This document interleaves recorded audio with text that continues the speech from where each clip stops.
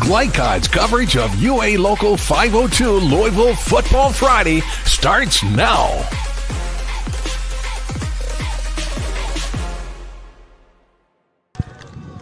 Good evening from Leonard Bloss Stadium at Butler High School in Louisville, Kentucky. Joe Cox and Joey Hamilton bringing you some Friday night football. The story here is this.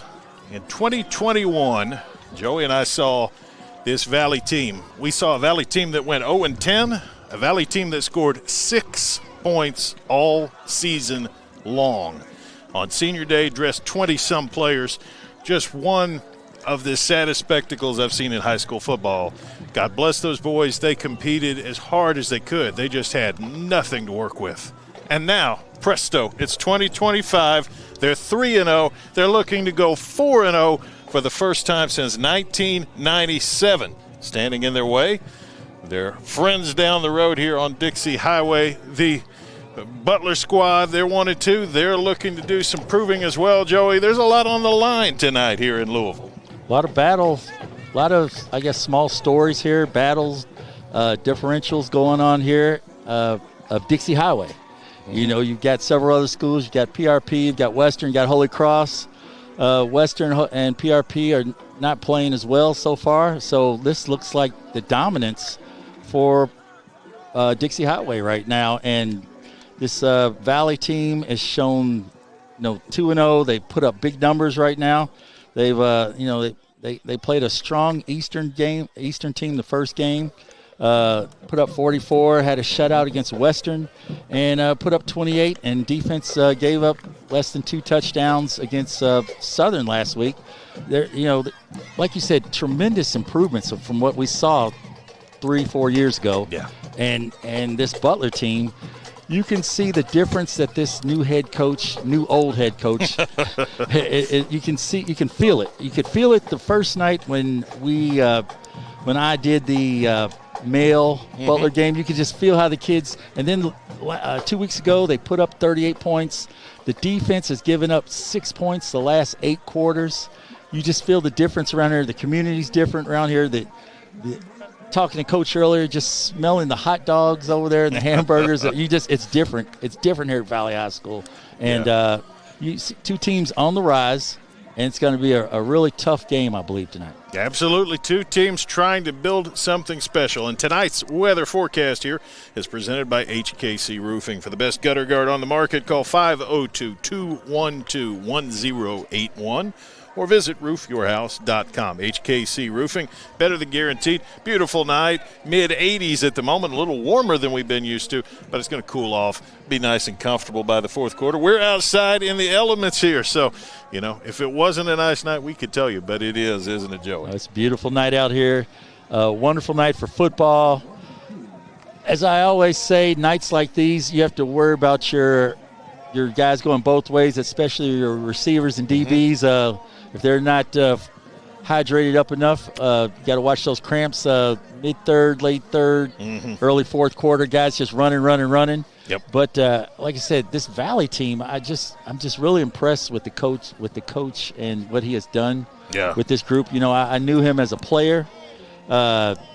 I guess, what was that, 98, 99, 2000, somewhere around there. I think it's a little more recent even than that. I remember him at Seneca, having 7-on-7s against him and his coach, Coach Dover, who's now at Fairdale, who is one of my proteges. And then, seeing a couple of coaches here at Butler and knowing them and knowing that they've been around. Coach Crow, been a head coach. A couple of the other guys here, and the youth that Butler has. They have some very young players out here, but I'm just excited about tonight. Like I said, and the beautiful night. It's a great night for football. It is. Should be a good one. Demarcus Smith, the man leading the turnaround at Valley, and you're going to hear some comments from him on the other side of this break. Valley and Butler coming up here on Glycod. Folks, Mike Kennedy for HKC Roofing. HKC installs the most effective gutter guard on the market at half the cost of the national brands. We guarantee it. Call today for an additional 20% off. UA Local 502 is powered by Louisville and Southern Indiana's best trained, most productive plumbers, pipe fitters, and HVAC service technicians. A proud community partner with over a century's worth of service, UA Local 502 members have the knowledge and experience for the project you want done, whether it's large or small. Visit lu502.com for information about the contractors who employ our members. UA Local 502. We do it right the first time. Only your locally owned Cub Cadet dealer has genuine parts, accessories, trained service technicians, and the widest selection of innovative Cub Cadet products. We're here for you whenever you need us, with expert service and support to keep your equipment running at peak performance for years to come. Visit your locally owned power equipment dealer.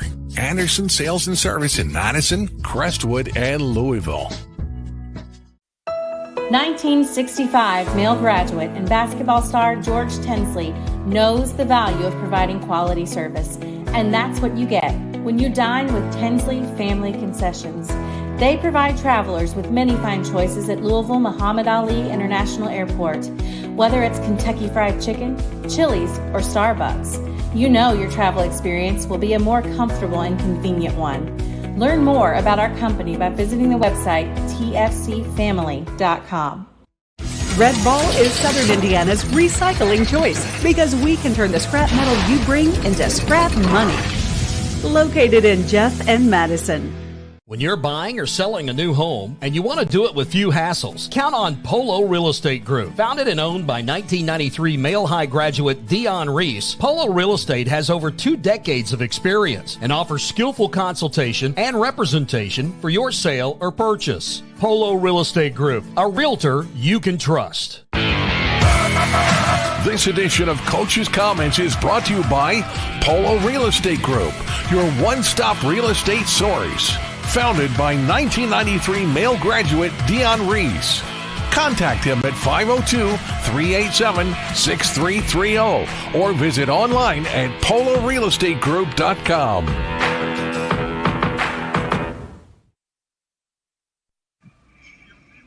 Joe Cox here, catching up with Valley head coach Demarcus Smith ahead of this matchup with Butler.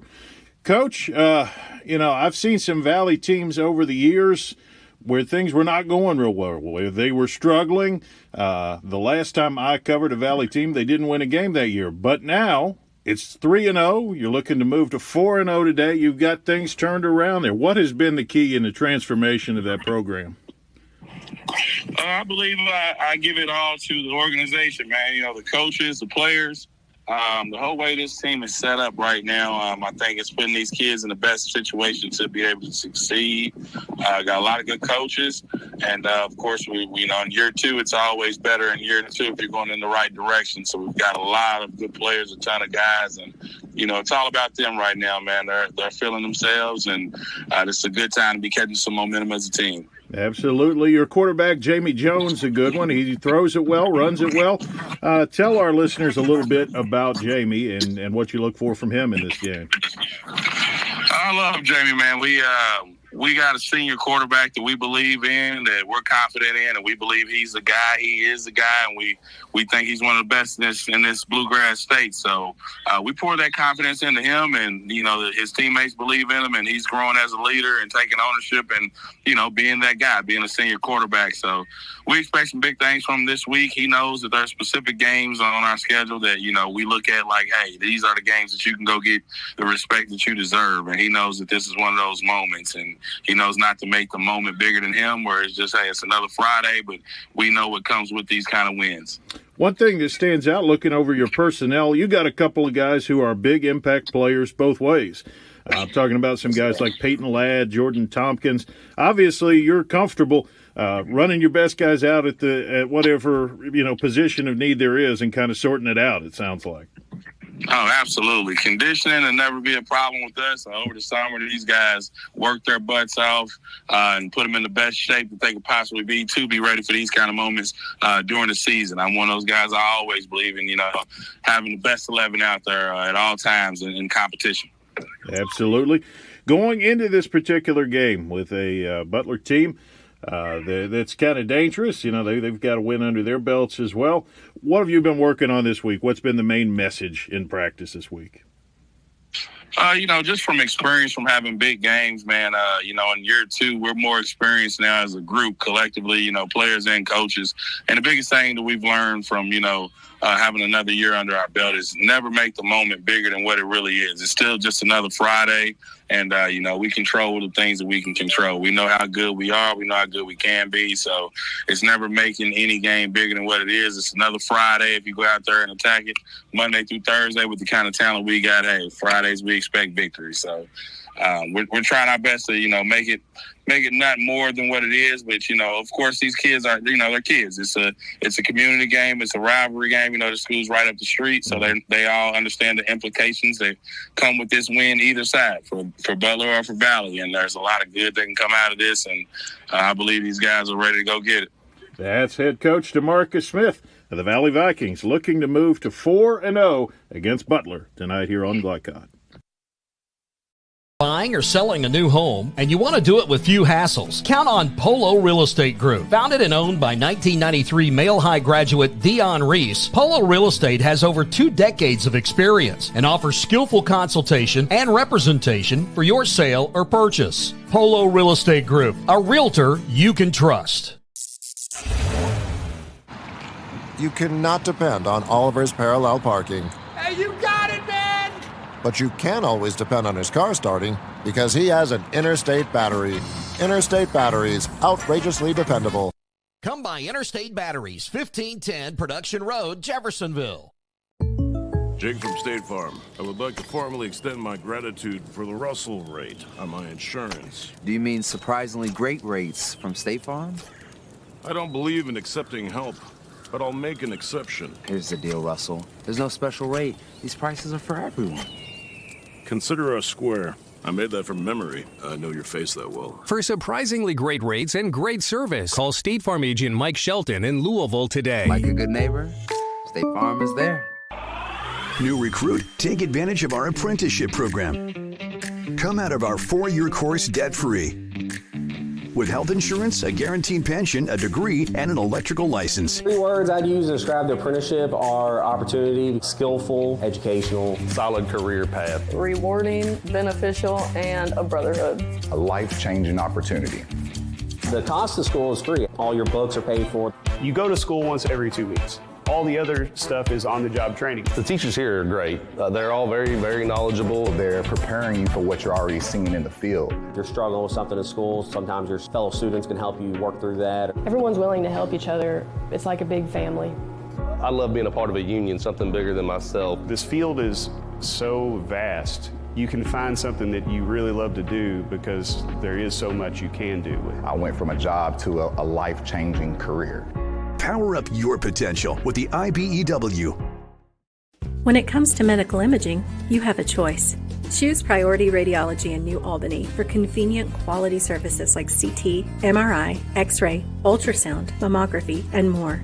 A proud community supporter, Priority Radiology is devoted to making sure you're informed and comfortable every step of the way. Tell your doctor or provider that you choose Priority Radiology when outpatient imaging is needed. Visit PriorityRadiology.com. Celebrating 20 years of serving our community of athletes. Priority Radiology. You have a choice. Blind Direct, not just blinds.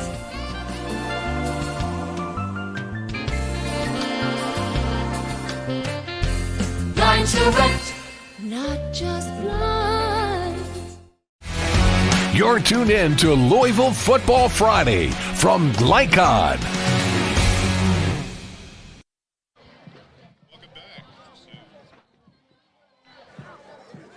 Welcome back here to Bloss Stadium at Butler High School. Valley and Butler coming up, and it's that time to take an inside look at tonight's game. And it is presented by Blinds Direct. Looking for the best in home decor at Blinds Direct. They offer custom blinds, wallpaper, and more. Proudly serving Louisville for over 30 years. Visit blindsdirect.com for more. Time to take a little bit of an inside look at these teams. And of course, talked about Valley and Coach Smith Obviously, they're looking to continue trying to win the quarters. It's one step at a time with a building process like this one, and that's not hard to imagine. 9 in a row. That's a good mark on that quarter situation coming in. They're trying to win that battle in the trenches. Valley's pretty talented at the skill positions. It's a little tougher sledding when you're building a program up front in the blocks, and that is where it's going to be key tonight. Can their offensive line protect quarterback Jamie Jones? Can their defensive line get in the backfield, create a little bit of havoc on Butler? That's going to be the big question there. And, of course, winning the turnover battle. They've done a good job with that thus far in the season, but they want to certainly continue that moving on. And that is really what we're looking at on Valley. Joey, what are you looking at keys-wise for Butler tonight? Butler needs to find some continuity on offense. The first week they could not do too much. Then the second week they put up big numbers. Last week, very stout game by the defense, but offense couldn't find their way. Mm-hmm. Secondly, the defense has to continue to build. As I said, they gave up 6 points last week, and the week before they gave up no points. So they basically given up 6 points over the last 8 quarters defensively, and that's tremendous on their half. And then last of all, they must avoid the miscues. Offense has to win on third down. Defense has to win on third down. Third and short on offense, get the first down. Don't have to punt. Third and short on defense. Or even the first week when they had Mail, they had some fourth downs, and they gave up a touchdown, gave up a long play. On fourth down, you've got to make that stop and get off the field. If they can do that, then I can see a victory for the Butler Bears. Absolutely. This broadcast is authorized by Butler High School with production rights owned by Glycod. Our aim is to provide the most positive representation of all participating student-athletes, coaches, and game personnel. Thank you for watching tonight. We're going to step aside for another break. On the other side of that break, some thoughts. Joey Hamilton tracked down Gary Wheeler, the head coach of the Butler Bears. Hear that coming up after this break on Glycod. Not just blinds.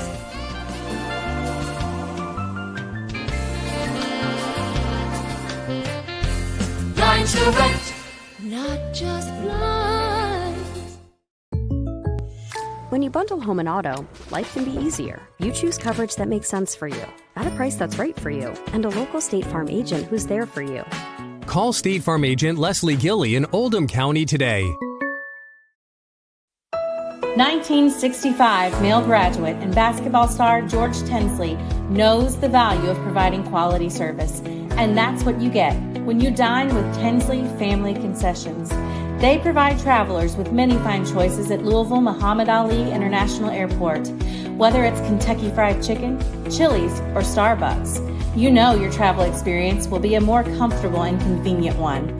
Learn more about our company by visiting the website tfcfamily.com.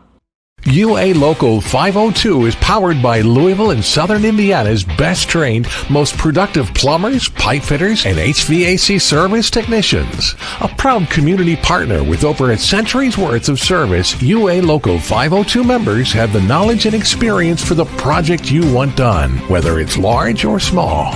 Visit lu502.com for information about the contractors who employ our members. UA Local 502. We do it right the first time. When you want the right agents for your real estate, choose the Van Treese team with Semin & Realtors, Louisville's oldest and largest real estate firm. Former University of Louisville basketball star Stephen Van Treese and his wife Laura have put their diverse and combined expertise to work in helping you buy or sell your house. Contact the Van Treese team at 502-468-1463 or visit them online at vantreeseteam.semin.com. Semin & Realtors, always one step ahead. Looking to ease the stress of running a business? Then count on the accountants at Kelly King & Company. They offer a wide array of services, including taxes, payroll, and bookkeeping, while providing deep analysis and strategic guidance to help you make sound, smart business decisions. Contact Troy in Crestwood at 502-241-5656 or visit them online at kingcpa.net. Kelly King & Company, proudly serving and supporting Oldham County for generations and a dedicated partner to small business. Founded in 1910 in the Ohio Valley region, German American Bank has been raising the standards in banking and wealth management for over a century. Big enough to provide the conveniences of modern banking, yet small enough to care about the people and communities we serve. Because we believe that when a community thrives, its people prosper. We're lending more than money. We're lending a hand. German American Bank, building our community together. You're tuned in to Louisville Football Friday from Glycod. Welcome back to Glycod Sports. I'm here with Coach Gary Wheeler, Butler High School, better known around these parts as Coach G. Coach, you're 1-2 now. Your offense has kind of got on board, but your defense, the last 8 quarters, 6 points. Yes. I mean, defense is playing well. We're anchored by 4 senior defensive linemen. Those guys have been playing for a while. They're actually the leaders of the team, so they're really playing some really good football for us. Well, you speak of defense. You got one young man that's made a lot of sacks. Is it Chris Lauderdale? Yes, sir. Chris, about him. Chris Lauderdale, great kid. The funny thing is, I actually grew up with his dad, like right down the street. Like Chris Lauderdale's grandma used to take care of us like all the time. So just seeing him play and progress, he works hard. He's never missed a day since I've been here. Like great kid, great student, and works out all the time. So, Coach, you're back after a few years' absence. What has been a pleasant surprise here for you in your second stint here at Butler High School? You know what? Just how hard the kids play. I mean, these kids have been through a lot these last 4 years, but they still show up every day and they play their hearts out. So you got a tough opponent tonight, Valley High School. Valley on 2-0, looking for a 3-0 start. Trying to, I guess I would say, someone's trying to get dominance of Dixie Highway. What do you see in your opponent tonight? I mean, they're good. I mean, they're loaded. Quarterback's good. They got receivers everywhere, some size. Running backs are good. I mean, it's gonna be a tough opponent. I mean, they're like a small college team running around out here. And what's it going to take for you tonight, Coach, to come through with a victory? I mean, D-line got to provide pressure. We got to better cover those guys as they go down the field, and our offense run the football and try to eat this clock so Valley won't get the ball so much. Okay, Coach. And last of all, Coach, you know, this is me personally. I'm happy to have you back. I think you've been a blessing to the community, to these kids around here. Just want to say I'm glad to see you back. What is your long-term goal? Or do you see a long-term goal here for you at Butler, or do you even look that far? You just, what do you go, day by day, week by week? Just my long-term goal is just get the whole community back, get the kids in the area coming back to Butler High School. Like when I leave my house, I see a lot of kids with different schools, hoodies on, not even just athletes, just the regular students in general. Just taking everybody back to the area, back to Shavley, so we can get this thing going again. Well, Coach, I'm wishing you good luck tonight. You got a tough opponent and beautiful night here tonight.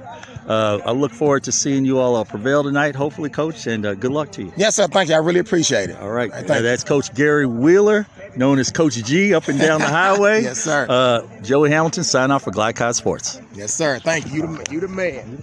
I know you have some skills.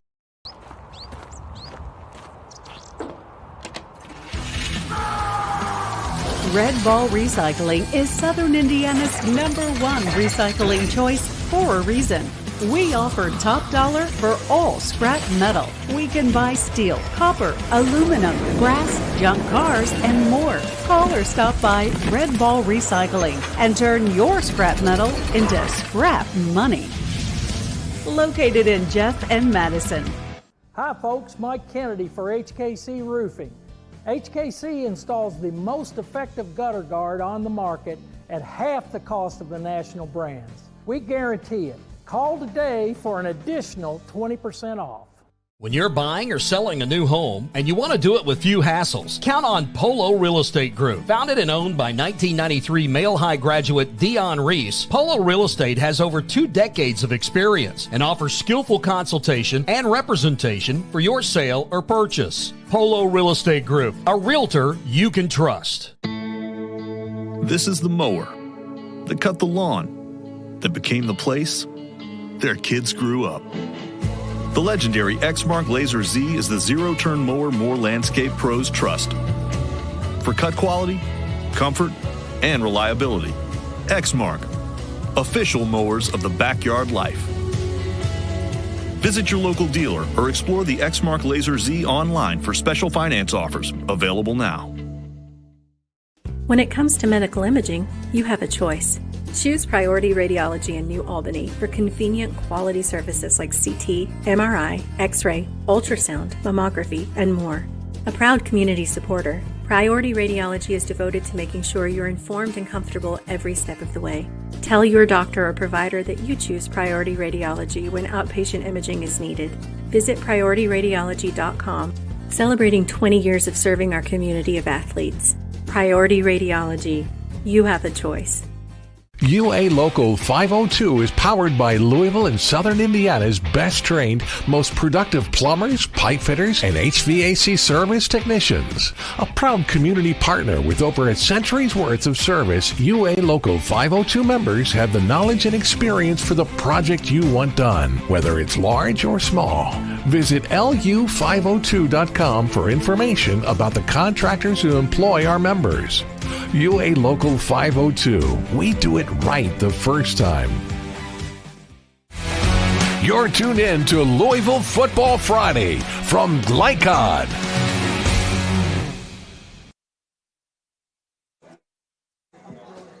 Valley and Butler scheduled for just a minute away on Glycod, right on the other side of this break. Go ahead. Pour it on. As thick as you want to. Holy Smokes Barbecue and Catering. Serving up the tastiest ribs, chicken, brisket, brown sugar sticky wings, mutton and ham. Always served to you fresh and so good, it'll make you say, Holy smokes! Holy Smokes Barbecue and Catering, 7508 Preston Highway. Holy smokes! UA Local 502 is powered by Louisville and Southern Indiana's best trained, most productive plumbers, pipe fitters, and HVAC service technicians. A proud community partner with over a century's worth of service, UA Local 502 members have the knowledge and experience for the project you want done, whether it's large or small. Visit lu502.com for information about the contractors who employ our members. UA Local 502. We do it right the first time. From Glycod, it's UA Local 502 Louisville Football Friday.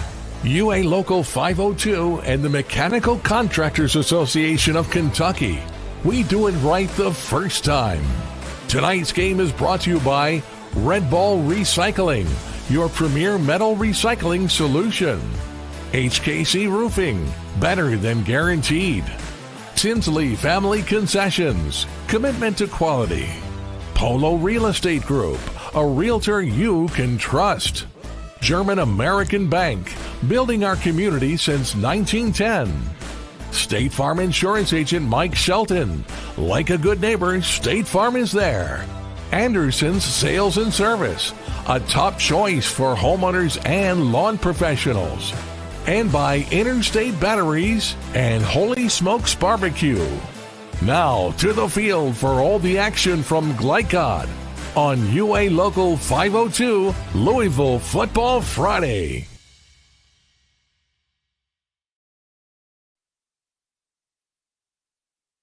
Joe Cox and Joey Hamilton back here at Butler Valley. And Butler, Joey, you were saying when we were off air, the crowd might be a little light tonight because of the big game with Manual and Atherton. But you talk about two teams that could be the next Atherton, that could be that next program on the rise.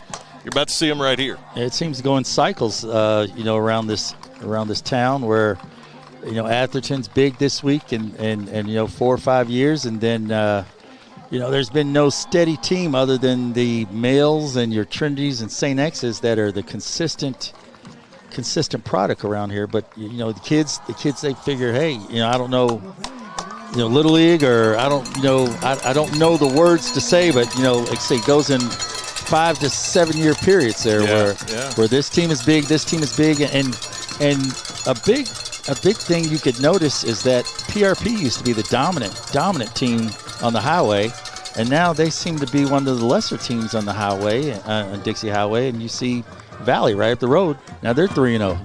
They've kind of picked up that slack where the Panthers had some good years there under Tommy Williams, and he is over at Trinity coaching quarterbacks, and that's a pretty easy life, I would suspect. But yeah, with that young man he's got there, you talk about an easy life. That is an easy life right now. Good throw, Zane. Good throw. Throw another one. Throw another one. Yeah, there you go. No, I kid because I'm sure Tommy's helping him out. But there is a way to get ahead, and it's another thing you and I talked about. You said you got 2 coaching staffs here who are doing the job, who are going out and finding players, identifying them at the younger levels, and just being known as a team that's going to be committed moving forward, and that makes a big difference. Every kid wants to feel special. Like everyone wants to feel wanted, and that's really what it is. You feel wanted. Coach, may talk to you, say, hey, I can't tell you to come here, but we have some opportunities at our school, and if you'd like to attend, you can. You can't just tell a kid, but you can tell them that we've got opportunities at our school, and if you want to come be a part of it, come on over. And kids, they see you 2-0, 3-0. They see you win games like this where you live on Dixie Highway, and so you're hearing about all the schools up and down, from everyone. So you're Valley High School and 2-0, 3-0, and next thing you know, you're getting a couple more kids in. That's it. Well, you can see right across the way that Valley bench, and where it was 20-odd kids in 2021, Coach Smith said we got 67 now in 2025, and that is a big part of the process. Amazing. I mean, that is hats off to him. That's awesome. I mean, that to have what they had, because it just I felt bad for those young men out there that Friday night, senior night. Felt really bad, and now they're just totally different. You look at the size. You can see some of the size in some of the kids. They had one or 2 kids with good size that night, but now they've got a whole slew of them. Here we go. It's teed up. Valley's going to get it first. Butler preparing to kick off. Bears in the red, Valley in the white with the blue helmets. Here's the whistle, and we are underway. It's a short kick, should be returnable. Working that left side, trying to find some room, and not much there. Covered up pretty well by Butler that time. Amir Orndorff on the return, but couldn't get far. Yeah, Edric White right there, a senior, number 25, making a nice play from behind, shutting it down. Nice return, getting past the 20, but not much on the return. So the Bears will start at the 25-yard line. They've used Vic Smith at quarterback for most of the season. Freshman, wears number 16. I'm sorry, that's Butler that has used Vic Smith. Valley uses Jamie Jones. Jamie Jones, 6'2 senior who wears number 2. You see him there. And they've got Jordan Tompkins beside him in the backfield, along with number 20 there, Kyrese Saunders, as they prepare for this opening play. He's put up big numbers so far this year. Jones thrown for 593 yards and 7 scores. He starts by handing it off. It's Saunders, and Butler got him in the backfield. Well played that time. Great defensive play right there by number 3, Demarcus Watson. Watkins just came right behind and made a nice tackle, slipped right in behind that Valley offensive line, and just made a tremendous play on Mr. Saunders. Second down at about 12. They've got to go out to about the 35 to reach that first down marker, so the Vikings move backward on the first snap. I'm really impressed with the size on that Valley offensive line. Big group up there. Big group.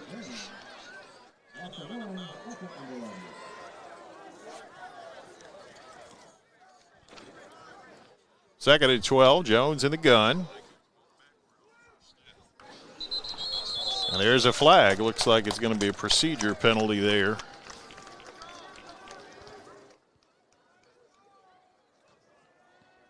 It is indeed a false start, and so the Vikings moving backward on this opening series. It'll be second down at about 17. And it may be a 3-0, a huge game for these Valley Vikings. They haven't been anything like this in a while. Mm-hmm. The nervousness is showing a little bit there. Jones will try to settle him. Senior quarterback, came in from Holy Cross. He is not only, of course, the leading passer, he's the leading rusher for this Viking team. 202 rushing yards in 3 games coming in. 2 TDs, two two-point conversions there. Big play here for these Bears. Butler shifting around up front, trying to confuse Jamie Jones. And it apparently worked because we've got a flag. Delay a game. Yeah, that one seemed to take a little long, and indeed, that will be delay of game. So the 1st and 10, it's going to be 2nd and 22 now. First half jitters showing here for the Valley Vikings. You know, like I said, this is a big game for them. Coming in 3-0, they probably haven't had a game this big in years. You know, and you know, to some may just seem like nothing, but for Valley, it's huge. It's Jordan Tompkins, the running back, beside Jones. Tompkins on defense has had a pick 6 earlier this year. Jones to throw it. Takes a shot. It's caught. And that picks up a good chunk of the yardage back that they lost, and will get him in a 3rd and manageable as he finds Lonzel Parks, who's his main man in the passing game. Nice job right there. He just drops back, looks for his receiver. Receivers, one does about a 8-yard dig. He does about a 10-yard dig. He just finds the open spot right there. Curls right in. Nice throw, nice catch. Pickup of about 9. Parks, that's his 12th reception. He's got 4 touchdowns already, but he's got a way to go to get toward the end zone here. It'll be 3rd and 13. St. Johnson, the freshman on that tackle. Got another freshman in there playing defensive back. Your left defensive back over here.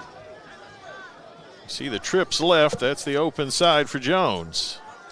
But he looks back right. He's going to take a shot right. He's got a man out there. Picking on the freshman. He's got a big nice play. Catch. What a grab right there by Lonzel Parks. He shows you why he's that wide receiver 1. Hey, it's just trips to the left, 1-on-1 coverage. Got the freshman isolated by himself. They're picking on the freshman right there. They said he done got any hours over there. Let's go at him.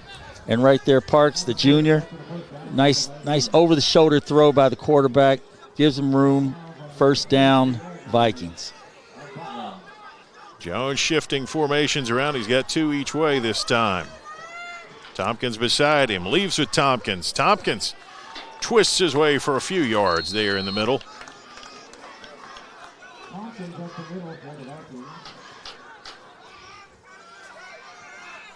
Butler jumping around trying to confuse Jamie Jones, but that 3rd down pass, I think he's won the first meaningful victory here of this game. Yeah, just isolated by himself over the number 10, the freshman, and they just picked on him. You know, it's like just a go route, going straight down the field, and nice throw and even better catch over the shoulder. Give him a little room right there on the sidelines, and they may do it again over here. I don't know if they're double covering or not. 2nd and 6 after Tompkins gets 4. Jones fires left this time. It's caught. Cutting upfield, the receiver, 1st down. He's got 1 man left. Nope, he's not quite going to manage. They got some help in late, but Keandre Whiteside takes it deep in the red zone on a big play for the Vikings. 6'3", sophomore, 10th grader.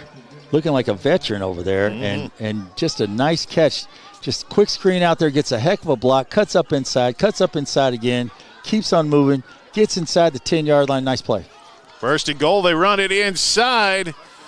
People losing helmets. He's down near the goal line, but I think just shy of it. Well, ball may have come out. Now, he had one Butler player who was trying to sell that. It didn't work. It was Tompkins on the carry, and we are kind of catty corner from him here. All I can tell is he's not quite in the end zone, but he's close. Looks like down at around the 2. Yeah, a host of Bears in there on the tackle, but not until after he gets inside the 5-yard line. So Valley, after a couple of quick penalties, has been slicing through this Butler defense. 2nd and goal from about the 2. Jones has got Tompkins beside him. They shift Saunders in there on his left now.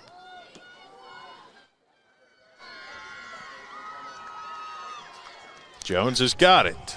Gives inside. Short yardage, touchdown. Easy touchdown. Cracked it into the end zone. Well done. Touchdown there for the Vikings. Okay. Getting a number change there. Number 20, who I've referred Peyton to Ladd. as Kyrie Saunders, is in fact Peyton Ladd.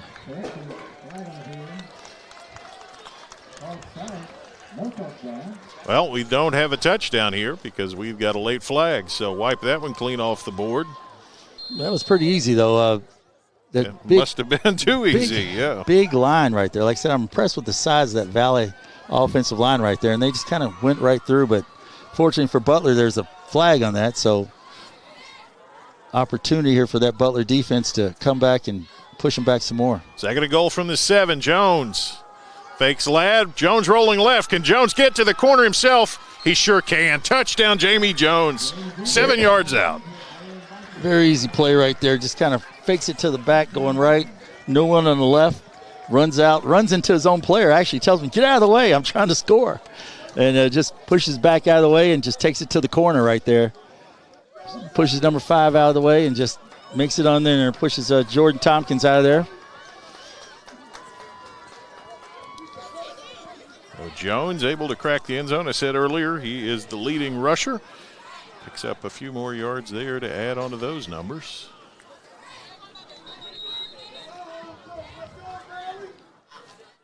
I'm not sure we're going to have a timeout here. So I guess they're going to talk about what they're going to do on the extra point. We will take the break as well. 6-0 Valley here on Glycod. Not just blinds.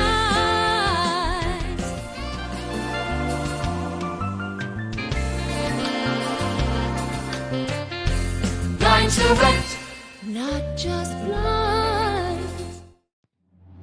This segment of tonight's game is brought to you by the Van Treese team with Semin Realtors, always one step ahead. And Blinds Direct, your window decoration specialists. So a timeout here after the touchdown. I mentioned to you I didn't have any record of kicking stats, but the kicking stats that we get can vary from team to team. So they may be talking about what they're going to do as a 2-point play, or you mentioned there was some word that they have a kicker, but he's been a bit slow in getting into action, and maybe he's we'll a see him here. soccer kid. I think they have a soccer young man that just came out, and they said he can kick as much as 40 yards, but he's not available, or he's not. They're not going to use him. They're going to go for 2 here. Yeah, 2-point attempt.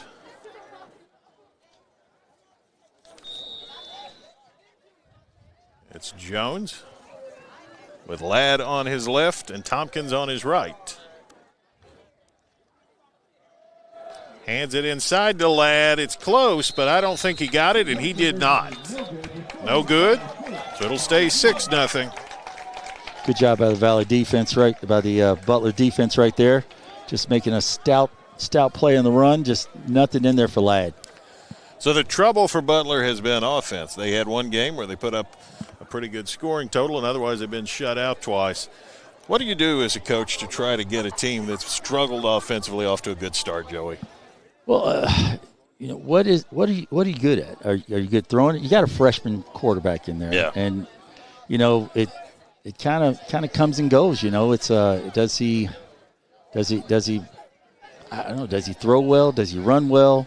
What does he do? What's your positive? And you got to figure it out. Right. They're still trying to figure that out. Even though they put up 38 2 weeks ago, last week they couldn't. But last week also the defense gave up the first.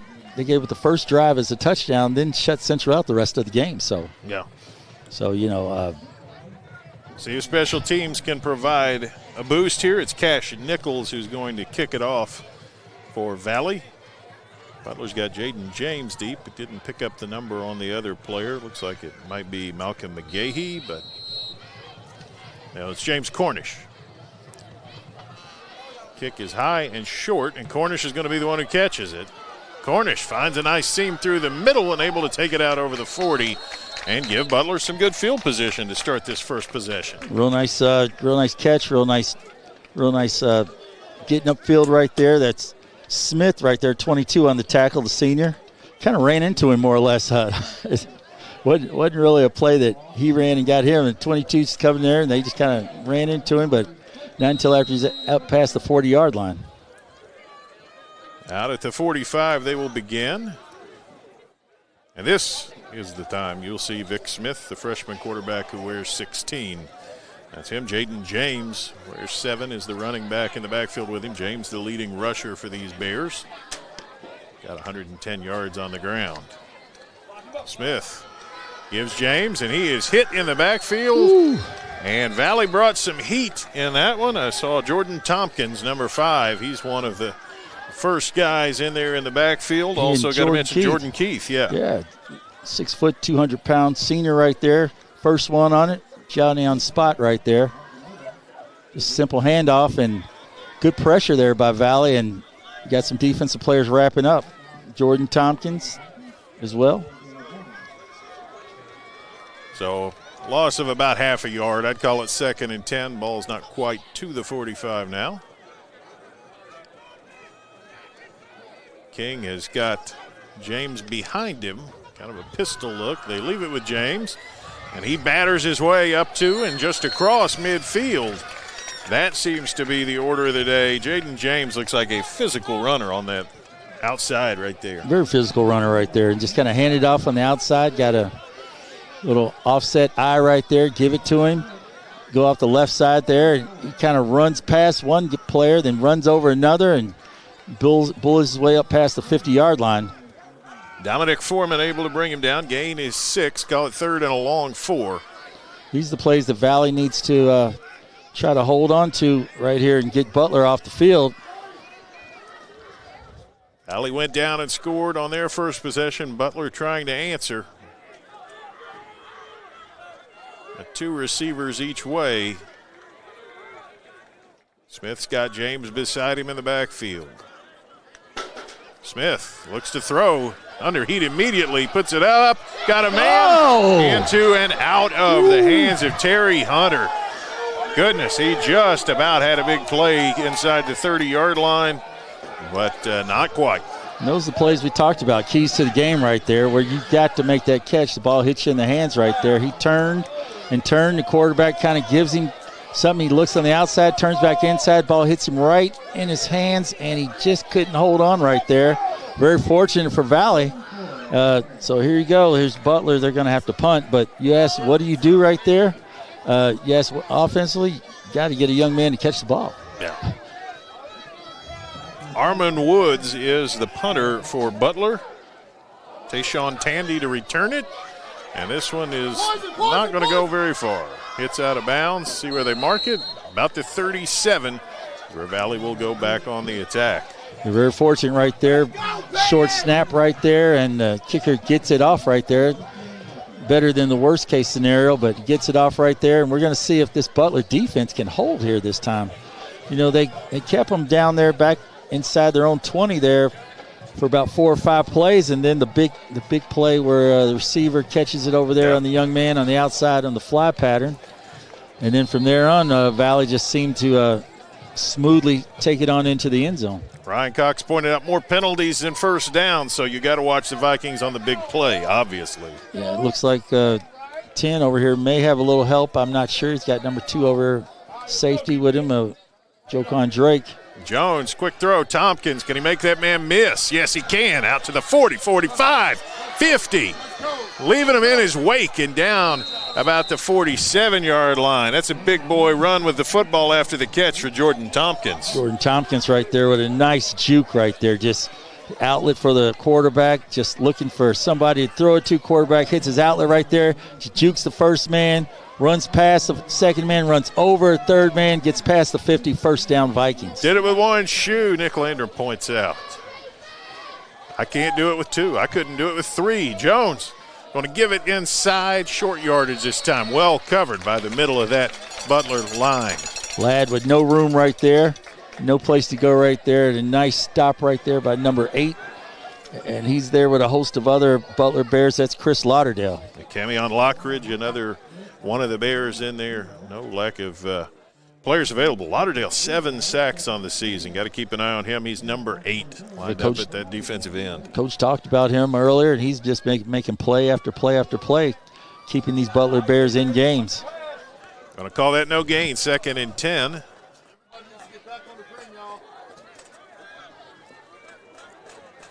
Now it's Ladd in the backfield beside Jones. Sends Tandy in motion, but we've got a flag for a false start. Illegal motion there by Valley. It's been the issue. The penalty flag has hurt the Vikings' continuity so far tonight. Yeah, that's been a plus for Butler right there. But now once they push them back, they have to hold them back. Set the ball right down in the middle of that bear, just across midfield. Second down and 15. Big opportunity here for these Butler Bears on defense right here. See if they can hold the passing game of Valley down right now. Hit some big plays on the one-on-one, hit some big plays on the curl route, even on the quick screen. So Demarcus Smith showing us some of that old Seneca football passing adage right there, putting the ball in the air. He's got trips to the left this time for Jones. Ladd is the setback on his right. It is Ladd and not Saunders wearing 20. And whistles blow, and a flag flies. And it's delay a game. That's the second one of those. So obviously whatever they're getting in with their play, it's not getting in quickly enough. Well, you saw right there, number 11, Keandre Whiteside. He's over on the sideline, and he's talking to the coach, and then he finally just jumps on the line of scrimmage there at the last second. He's still talking to the coach, but he wasn't lined up last play. So, and then he finally got lined up, and 25 seconds had expired off the clock. Second and 20. Need pressure here. Back to the 44. Need pressure. Butler trying to bring some heat. Jones tries to escape. He's got some yardage, able to pick up 5 or so, but the Bears will take that any day. Good coverage right there by the Bears. Quarterback can't find anybody right there, tries to escape, gets 5 or 6, but Butler will take that every time. Still third and long. You got to stop the big play here. This is what Butler needs to do. Stop the big play, get off the field, get that offense back out there, and if the quarterback can hit a receiver again and they can hold on the ball, he looks for some offensive opportunities, but it starts right here on third down. Valley converted 3rd and 13 on that first drive. It's 3rd and 15 here. Jones has got 2 receivers to this near side for us. It's the long side of the field. Parks is 7, Freeman's 8. Screen in the middle and nothing doing. Tried to dump it down to Ladd, and Butler seemed to have that one sniffed out pretty well. Yeah, quarterback dropping back on his route right there. Just kind of threw it behind Ladd. Didn't give Ladd an opportunity to catch the ball, and 4th down here. And as we talked about kicking game, I don't know if they're bringing the punt. Doesn't look like they're bringing the punter on here. They're going to go for this. You know, a team like this, it doesn't appear to do a lot of kicking. You wonder, too, about the viability of having the quarterback punt it. Right. You can kind of show, offense and then quick kick, and if he can get any kind of a bounce, particularly from midfield, he could end up a pretty good field position. But they look like they're going. Trips left, 4th and 15. Taking a shot. Jamie Jones fires over the middle, nothing doing. And now Butler's going to get some very good field position. Good job right there. DBs all had someone covered right there in someone's face right there. Quarterback had plenty of time, but just didn't get what he wanted, I guess, on his routes. Looked like one young man, number 8, looked like Dominic Foreman was open, but it looked like there was a little miscommunication right there. Threw out in front of Foreman, and one hopped it to him. So it's going to be Butler's ball, and we're going to see what Butler can do here. Second time with the football. Suns went down now. Sun's not in anyone's eyes here. See if we can get going. Funny how much more cognizant I am of that when I'm outside, but yeah.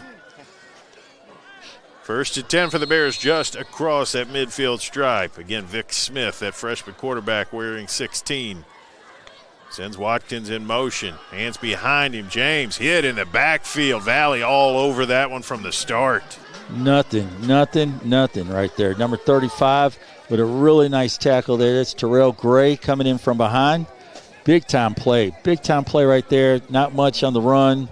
And Valley, they're not even putting a safety back deep. They almost have 11 in the box. They're all within 5 to 7 yards from the line of scrimmage. So they're not honoring the pass right now. They're just in the box saying, if you're going to run it, we're going to stop it. Saw a big number 67, Josh Vaughn, over there, too. They again, I said it's a battle up front, but they've got some big guys. Yeah, that's on the offensive line really big, and on the defensive front here, they got some really, really stout guys as well. 2nd and 11 after the loss of a yard. Smith's got 2 receivers each way. He's going to fire it left. Nothing there. Trying to work one outside Avion Camp. That was your pick time. Just wasn't anything there. Yeah, quarterback that time just dropped back. You had your outside guy doing out, your inside guy doing a flag pattern, and looked like a lot of miscommunication there because quarterback took a couple steps, had a little more time. He just threw it, and just like I said, just miscommunication there with Avion Camp. 3rd down and long. Butler trying to get something going offensively. Jaden James had some physical runs that first series, but 3rd and long, that's probably not what they're going to here. We'll see. Smith, did we have another delay of game? No, we have a timeout. Butler calls time, avoids the penalty. We will take the break as well. 6-0 Valley late in the first here on Glycod. Founded in 1910 in the Ohio Valley region, German American Bank has been raising the standards in banking and wealth management for over a century. Big enough to provide the conveniences of modern banking, yet small enough to care about the people and communities we serve. Because we believe that when a community thrives, its people prosper. We're lending more than money. We're lending a hand. German American Bank, building our community together. You're tuned in to Louisville Football Friday from Glycod.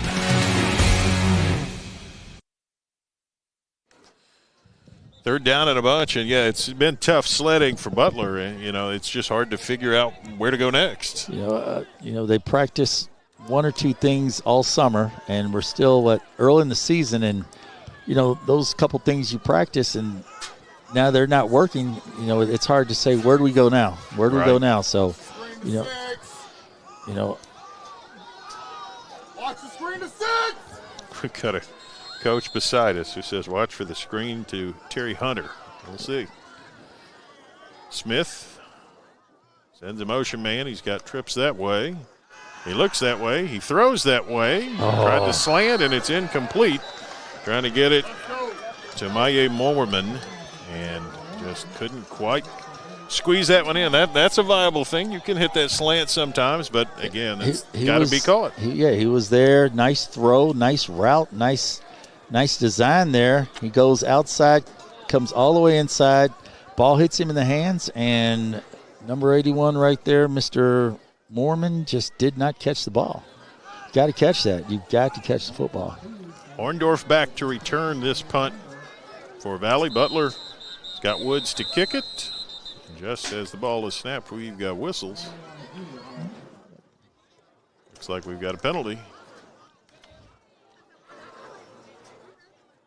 Here we go.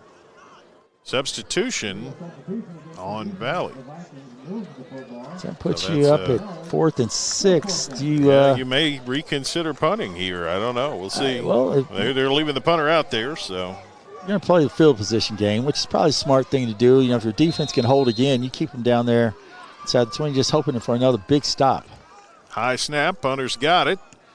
Gets it out of there, and again, we've just got a punt that takes a left turn, and this one stays in bounds and takes a favorable bounce for Valley down there to the 26-yard line, where it is down by Dayton Spalding for the Bears.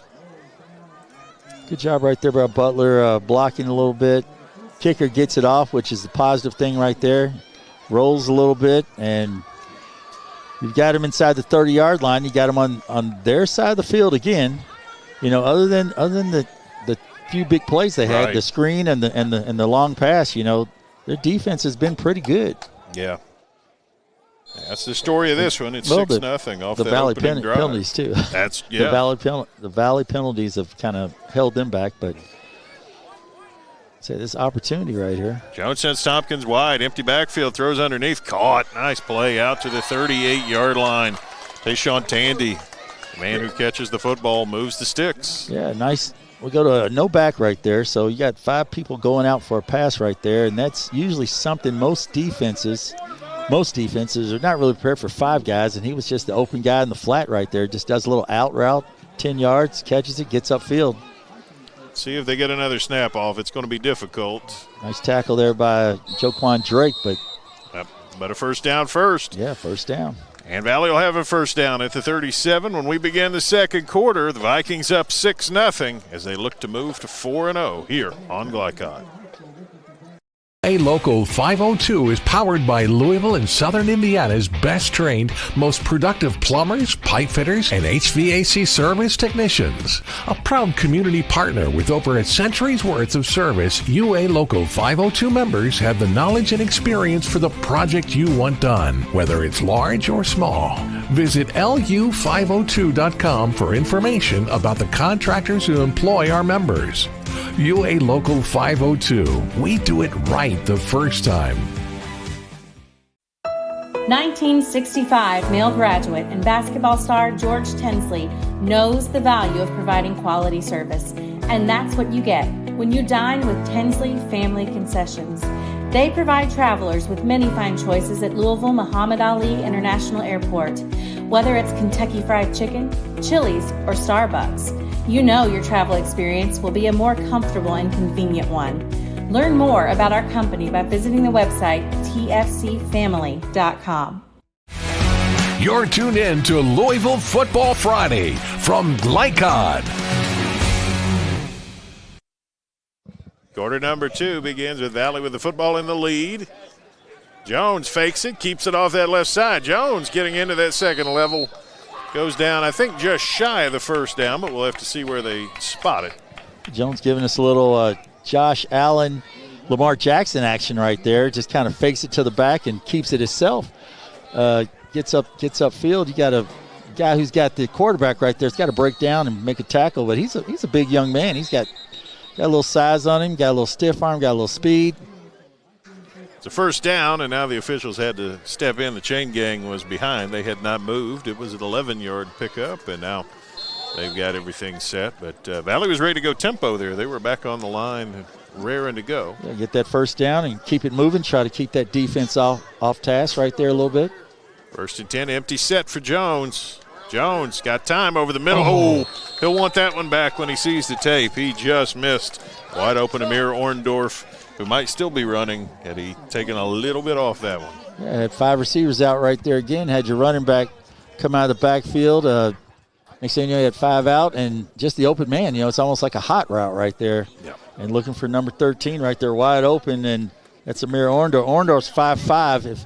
If he was 5'7", he might have caught that. So we're going to blame that on the quarterback. We're not putting that on you, Orndorff. We're going to put that on the quarterback. You got to bring that down a little bit. Just a little bit hot and a little bit outside. Yeah, you got to throw it. The thought was there. Yeah, it was a high and wide.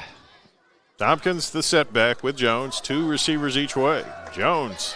Here comes the heat. Here comes a sack. There's that guy we talked about, Chris Lauderdale. That's number 8 for him on the season in quarterback sacks. Lauderdale's gotten close twice now and finally got there, and that's a huge play right here. Make it 3rd and 15. This defense got to make a play right there. But they're sending 5 receivers out. There's somebody open every play. He just has to find them. If he can find before Mr. Lauderdale makes his acquaintance again. That's right. And that was a good job right there. Brought a little pressure right there. Brought an extra. They had 4 on the line and brought a linebacker right there, which a little extra pressure. And next thing you know, that helped out tremendously. Lauderdale wants some noise, and he gets it. See if it makes a difference on 3rd and 15. Will they bring the extra man, or will they stay back? All the receivers to the left except for one back to the other side, or the right, rather. The throw goes that way. Catch. First down inside the 40-yard line. Nice play right there. Tayshawn Tandy able to just sneak in there and find a seam and catch it and get the yardage. Sneaked in right behind Cameron Lockridge. Lockridge was there, but he just found the space right behind him. Quarterback threw it right over him and behind him, and next thing, first down right there. It was actually good coverage by everybody. Lockridge just has to run out there with him. Jones hands it inside. Tompkins, nothing doing. Well played that time by the Baylor front. The Butler front. They looked like the Baylor front on that one. Baylor Bears, Butler Bears. Yeah. That was a nice job right there by number 3. That's going to be Demarcus Watson right there. That's number 9. I apologize. Yeah, Julian Harris out Julian there. Harris, number bunched up there. Also number 3 coming off, Demarcus Watson. But nice job there by the Butler defense. It's going to be 2nd and 9 here. And, plays like that, that's what Butler's looking for right there. It's just that big play on 3rd down that they have given up 3 times now. 2nd down and call it 9. They spotted at the 35.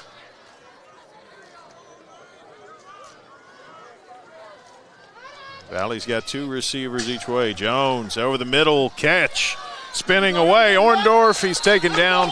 Looks like he's right at that 1st down stick. Nice throw, nice catch right there. Quarterback put it right in the breadbasket for him so he could catch it, give him an opportunity to try to turn and run and get some yardage. Got a little bit, still 3rd and short right there. And he's the open man right now. He's just hooking right up there between the linebacker and the safety. 3rd and a long yard, maybe a short 2, however you want to see it. Jones goes under center, talks it up. They hand it inside, 1st down and more, 25-20. Down, he gave a hit at the 10. He's taken down inside the 5, but Jordan Tompkins lowered his shoulder and lowered the boom right there. A little bull truck action right there. Just kind of ran the defender over. Defender put his shoulder down. He put his shoulder down. Low man wins the battle right there. And looks like number 5, Jordan Tompkins, won that battle right there. But you could see Butler, they weren't set yet. They couldn't find out where they wanted to go. You can see the defensive lineman still moving, not set, moving around. Then you got number 52 moving, still trying to find his way. Eli Horn, and he goes right to the open vacant spot, and no one's there. It was easy pickings right there. 1st and goal at the 5. Ladd on the left, Tompkins on the right, Jones in the middle. Jones fires. Incomplete, almost caught on the deflection. Almost caught on the deflection, almost interception right there. Everybody had a chance at that one. He threw it for Lonzel Parks. Joquan Drake had a chance. DeAndre Whiteside almost dove in there and caught it. James had a chance, yeah. Whiteside had a chance. They all had a chance, and the receiver kind of gave up on the route. He just kind of stopped, and it was fake there to his tailback, Peyton Ladd, who they gave it to earlier in that same play on a 2-point conversion. Right. So, you're expecting if he doesn't do that, he's going to run the option back the other way, and that's where he scored earlier when he ran the option back there. Nobody was there, so they've got a variety of options right there on that play. 2nd and goal at the 5. Hawker Smith in. He wears number 0. He's on the left of Jamie Jones. Tompkins the back on the right. He's got 1 receiver split very wide each way here. He's got a clear path inside if they choose to go that way. He throws out on the corner, and his receiver slipped and fell down. Tried to get it to Parks again, and it just wasn't there. I think Parks lost his footing and his turn. Yeah, Parks slipped and fell right there. And now they have number 23 out there. They have, is that Rehe King? He's another freshman, I believe they have out there for Butler. Uh-huh. And, number 10 was out there. They had the other freshman, Zion Johnson. Now they have Rehe King, so I believe actually, it's going to be Caden Wilson. Caden Wilson, okay. Yeah. Caden Wilson out there. Yeah. So I think they went with is he a freshman as well? I think he is he's a sophomore, yeah. Still a lot of young players out there on this Butler defense. 3rd and goal at the 5. Jones goes up under center. Haven't really seen this look. Turns around, hands Hawker Smith, and he is buried by an avalanche of Bears defenders. They were not fooled whatsoever by that. Great job right there by Joakim Drake, and of course our guy, Chris Lauderdale. Nice stop right there. It's going to be 4th down here, and, without a kicker or having no 1-2 kick, you have to go for this. This could be a huge, huge play for Butler if they can make a stop here. Exactly. With Julian Harris in there too, and Jones brings the play in, but they don't have a thought for the kick here. It's going to be going for it. 4th and goal. It's at the 5. And knowing Smith, with his pedigree, his background, I'm believing they're going to throw this ball. If they don't end up calling a timeout, because the play clock has to be low here. He's already got his hand up in the back. Yeah, I think you're going to possibly see delay of game. Jones under center. Nope, they get it off. Jones rolls. He's going to throw. It's incomplete. Trying to shoot it in there into the end zone. And boy, that's a nice job in the red zone by that Butler defense to turn them away. Good job by the Butler defense right there, just shutting it down once they got inside the red zone. It's bend but don't break.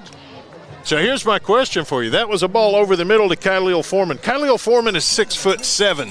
If I'm going to throw the ball to Khalil Foreman, I'm going to throw a fade. I'm going to put it on the outside and not put it on the inside. On the outside, up high, up outside where no one else can get it but him. He threw it across the middle. Yeah. Just put it into the traffic of all us normal-sized people at that point. Yeah, Drake had a chance. Well, there are two receivers right there in the same area. Yeah. They're right there behind each other, so they just drew more red shirts. So if Butler can get it out of here, need a big play, try to get it. But they've got 11 in the box. Valley's got 11 in the box, so it's going to be tough. Daring them to do something.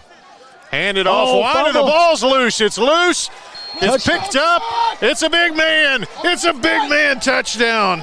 You got to love it. Jarvis Carson, 6'1", 250. He's in the books. Jarvis. Living large right there. Couldn't be a better thing for Valley right there. Of course, Butler, hand off to him, and as soon as the handoff happens, one hand hit, the back's not securing the ball and just gets swiped away from him, and it gets swiped down right there. And I don't really think he had the ball, but it was real quick in there. It was number 52. Number 52 in there. It was Malik Abidor, and he gets in there, the freshman. He's a freshman, gets in there and just creates havoc right there real quick, and Butler doesn't have an opportunity, drops the football, and the big man, number 60, just falls on and gets a touchdown. I bet he wasn't thinking about a touchdown tonight. He probably wasn't thinking about a touchdown all year. But but when the big men get the opportunity. Way to go, Jarvis. Hey, you're in the books, baby. Jarvis is out there on the extra point. He's the left guard. I would say buy you a 60. newspaper, but they don't sell newspapers, so you got to do it digitally now. Snap. Jones going to look for it. Rolls around, throws into traffic, and it's incomplete. So it'll stay 12-0. We will step aside we got a late flag here. Hold on. Before we go anywhere. Yeah, not much. Probably after the play, but let's confirm that before we break away. Not much there. Trying to throw it over the middle. Number 2, Drake knocks it down. Looks like a penalty on Valley. They'll probably put this on the kickoff, probably send them back 15 yards or so. We'll see what they call here because the point after being incomplete. Yeah, We'll take a break while they sort that out. We'll stay here, but tell you tonight's broadcast would not be possible without the support of our corporate partners. Please let them know how much you appreciate their commitment to providing free-to-watch high school athletics programming on Glycod.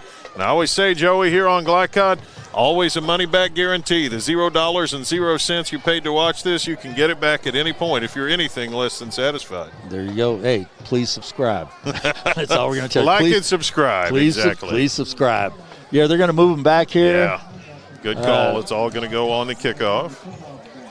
15 yards, and I guess it's probably a personal foul, some type of personal foul. So Butler started on the 45 on their first kick return, and now they're 15 yards farther back. So, this is a situation here where if I'm the Bears and Gary Wheeler, man, I'm loaded for bear, so to speak, on this return. I'm thinking let's break this sucker. Let's try to break it because offensively we still haven't found that continuity yet. And the defense hasn't done the defense is still only giving up 6 points tonight. That wasn't a defensive touchdown. So no, they got the stop in the red zone. Yeah, got the stop. Bend but don't break. So you just need to find some offensive continuity here. Cash Nichols going to boot it. He is deep back there. He's down at his own 25 to kick it. Let's see what he can get into it. Pretty good kick. It's going to settle in at about the 40, though. So here comes your field position. Butler trying to get on the edge. Able to get something inside of Valley territory, and it's going to be nice field position after Avion Camp gets tackled. Really nice job there. Ian Leonard on the tackle right there as well, but really nice run there by Avion Camp. Camp just barely got around that corner right there. If he turns up just a half a step early, he might get hit, but gets a positive yard. Has a nice right wall right there. Yeah. And so, you're on the plus side. You're on the Valley side of the field. Yeah, so 42-yard line. Yeah. Really couldn't ask for better field position. Let's see if the Bears can do anything with it. Okay, so the freshman number 10 comes in. Zion Johnson comes in at wide out. Travion Hamlet in at running back. He's a freshman. They hand it to him, but flags fly just as he takes it, and it's going to be, I think, offsides against Valley. Yeah. And Jarvis is right there again. Jarvis Carson right there on the tackle on that one. He's, he had number 12. Hey, he's got one touchdown. He might think, you know what, now that I've started scoring touchdowns, why be in any hurry to stop? Let's get it going. Let's knock it out of his hand again. But like I said, he had number 12, Jordan Keith. They are beating him across the ball. They're trying to jump the snap. Beat him a little too much that time. Yeah, that time, they're right there. They may need to slow up on the count or change the count up because they're in there as quick as they're getting off the ball almost as quick as the Butler line. I think that's the 8th flag on Valley so far. Yeah, they had 6 in the first quarter. Yeah.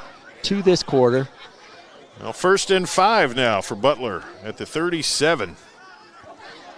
Quarterback Smith. And he didn't really get it.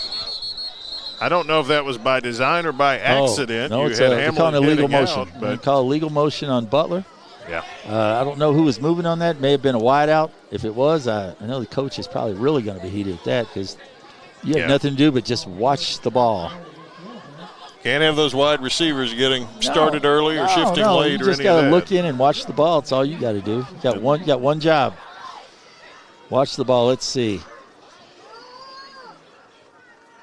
So now it's 1st and 10. It does give away a valuable opportunity. I didn't see that one. Didn't really see anybody move on that one, but maybe. That's the first flag of the game on Butler, so it didn't. There must have been something there. Yeah, I just did not see it. I'm looking for it. I just didn't see it. Hamlet's is set back.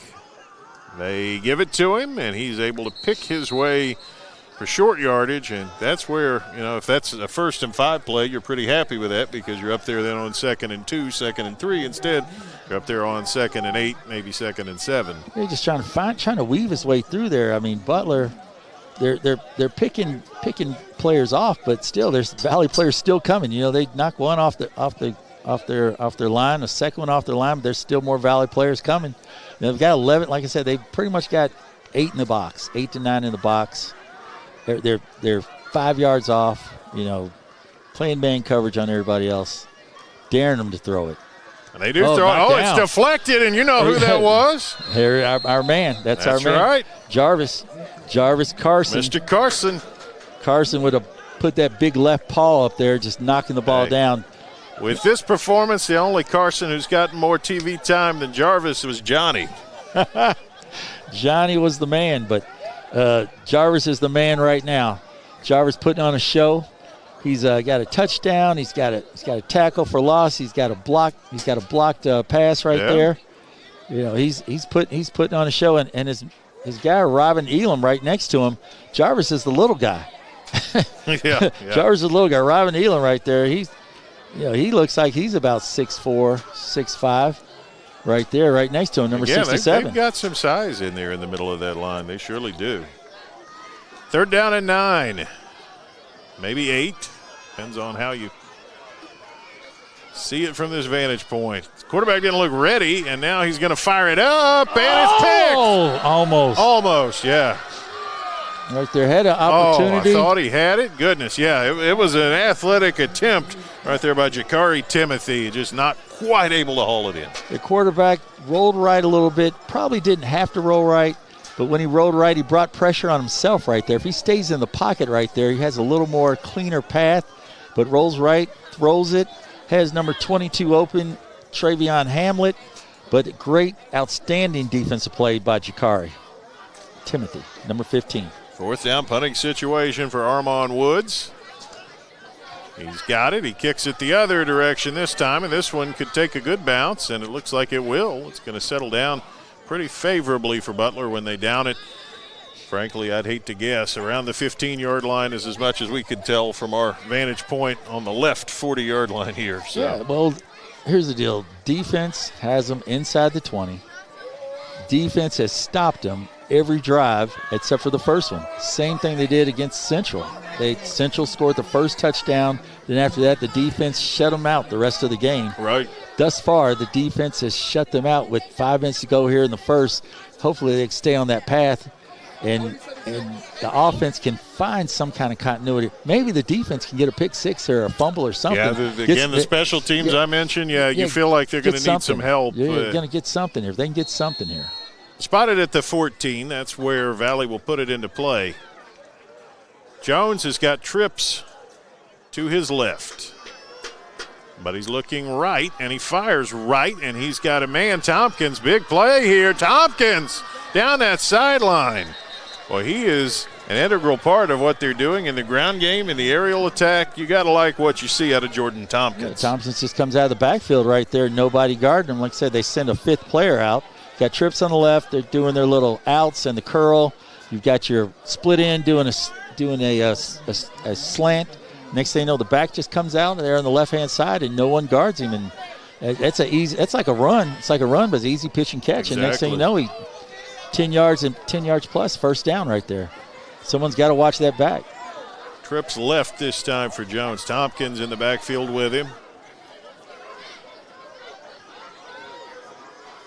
Jones has run for a touchdown tonight, has yet to throw one. He's looking to throw here. He gets some heat, fires late and incomplete. A safe throw to make there. Either your guy's going to catch it or it's going to hit the turf, and it did hit the turf. A smart play by the quarterback there, and late pressure there by Mr. Lauderdale. First he backed off into coverage, then he delays and comes off the line and almost gets to the quarterback on the backside right there and forces the quarterback to throw it a little quicker than what he wanted to. I'm sure he could feel that behind him.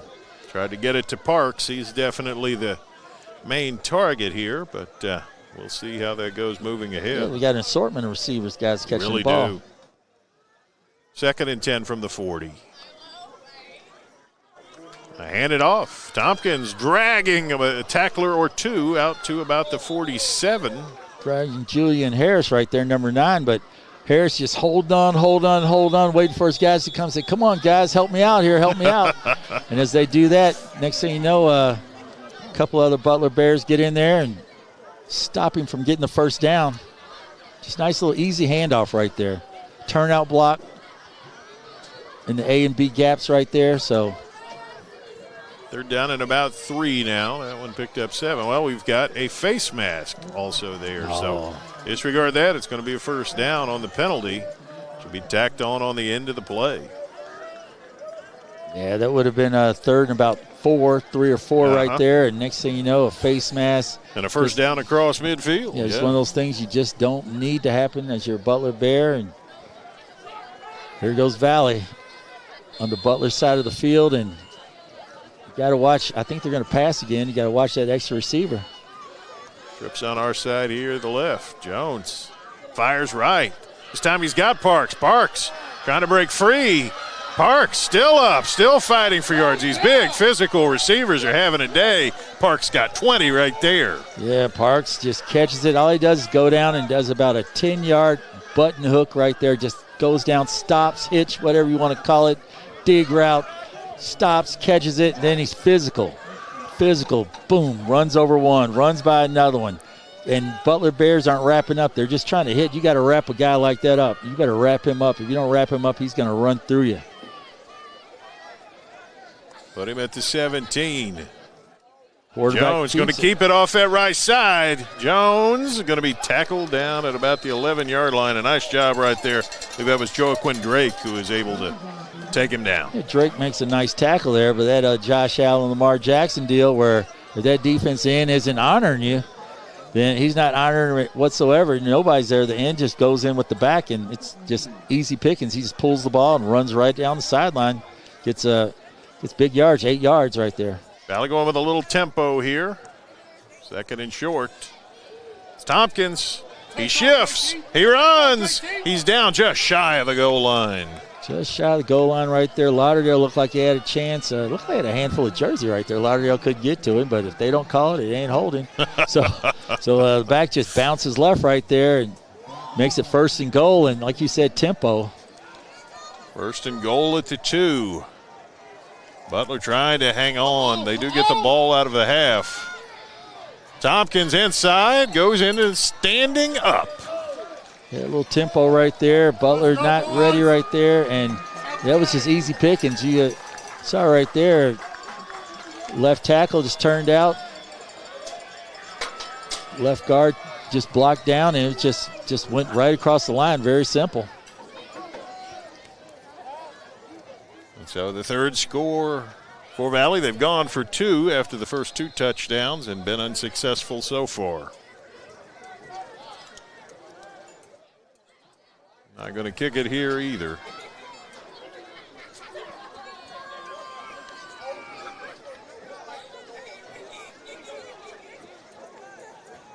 Trips to the left for Jones. Shifts his back, Ladd, from his right to his left. And then looks back right. He likes to throw this one, puts it up. Incomplete. Did try to get one of those big receivers isolated out there. I think that was Khalil Foreman on the outside. But it's incomplete. It'll be 18-0, and we will take a quick break. Be right back here on Glycod. Folks, Mike Kennedy for HKC Roofing. HKC installs the most effective gutter guard on the market at half the cost of the national brands. We guarantee it. Call today for an additional 20% off. You're tuned in to Louisville Football Friday from Glycod. Valley taking control here, 18-0. They've reached the end zone 3 times. The last one, a nice 2-yard run by Jordan Tompkins. For a passing team, Tompkins is a good physical runner for them, a good receiver too. I really like what he brings to that offense, Joey. Good receiver out of the backfield right there. And if you don't count for him, no linebackers count for him, looks like the quarterback, that's his outlet. You know, he's going to find him, and like that's like a run. That's like just a quick sweep. You just hit him on a little outlet right there, and he gains 7, 8, 10 yards. Nichols kicks it away. Here comes Cornish. Cornish has got speed. Can he get a crease? Valley says no. He makes it up near the 40-yard line. It's still pretty good field position. Nice job there by Cornish. Looked like he had a seam on the outside. If he stayed out wide, he took it, you know, as we can see it up here. I'm sure he could not see that, otherwise he would have did it. But he went inside, and it looked like the wall was set up outside there for him. If he goes outside, looks like he had a more of a hole and some room there to run. But good job by the Valley kicking team. Ian Leonard, Jeff Gilbert among the players out there to track him down. Butler will start at the 39. They've still got Travion Hamlet in there as the running back. Hamlet's 22. Now they shift him into the slot. So an empty set for the quarterback, Vic Smith. Yeah, if you can get a guy here one-on-one, there's go. There's a catch. There's some yardage. Able to pick up about 6, maybe 7. Avion Camp trying to pick for every yard he can down that sideline. As I was saying, you know, if you can find a guy one-on-one here, they're playing man coverage, and all it takes is you beat one guy, catch it, beat one guy, and get upfield. They did a little quick screen right there. Nice blocking. He just had one guy to beat, and he did not beat him. But, hey, they still gained some positive yards out of that. So 5-yard gain, 6-yard gain possibly. Yeah. I would call it 2nd and 4 at the 45. And as long as they stay man coverage, yeah, do it again. You can get one open here. Get one to catch one, and just going to do the same formation. Well, now Hamlet comes back and says, "Now what am I doing?" He'll settle in now. So it's trips right, 1 left. They handed Hamlet. Hamlet, he is got the first down and right around midfield.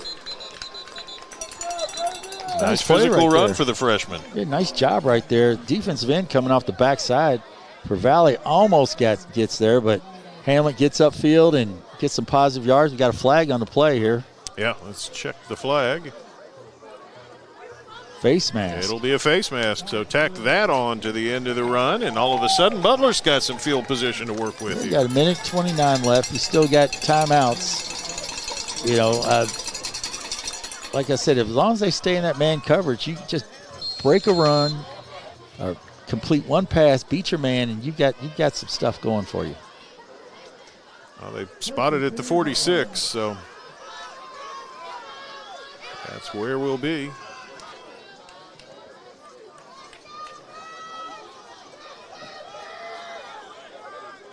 Smith now has got a full house backfield. He's got 4 in the backfield. He's going with that look. Max protect, throw it deep. Got a man. High points it. Is he in bounds? He's out of bounds. No, he is not in bounds. It's incomplete. Cornish. Step and a half out of bounds. Quarterback's just got to give him give him some room on that. He's a step and a half out of bounds when he caught that. But if they can even throw it more in the field right there, and that's been there like the last 5-6 plays. Just hit one. Give him a little protection. I kind of like the max protect look. They kept everybody in the block. They had one wide out each way and send corners down that sideline. And if they're going to play man coverage, you might as well do it. Yeah. They said he just throws it up and he just catches that. Well, he had 1 foot in bounds. 1 foot in bounds. That probably could have been a catch. But his second foot comes out of bounds, and I guess the referee did not see that. Second down at the 46. Too much pressure. Hand it inside, and boy, you have alleys all over that one. It's not going anywhere. And that's number 35. He's in there before they even hand the ball off right there. He's in there so quick. That's Terrell Gray. Terrell Gray right there. He's just coming off the edge, and no one's blocking him. Hamlet on the carry. Whistles blow. We're going to have a timeout. Butler's going to talk about it, and we will take the break as well. 18-0 Valley. Stay tuned here on Glycon. You want the right agents for your real estate? Choose the Van Treese team with Seminole Realtors, Louisville's oldest and largest real estate firm. Former University of Louisville basketball star Stephen Van Treese and his wife Laura have put their diverse and combined expertise to work in helping you buy or sell your house. Contact the Van Treese team at 502-468-1463 or visit them online at vantreeseteam.seminole.com. Seminole Realtors, always one step ahead. You're tuned in to Louisville Football Friday from Glycon.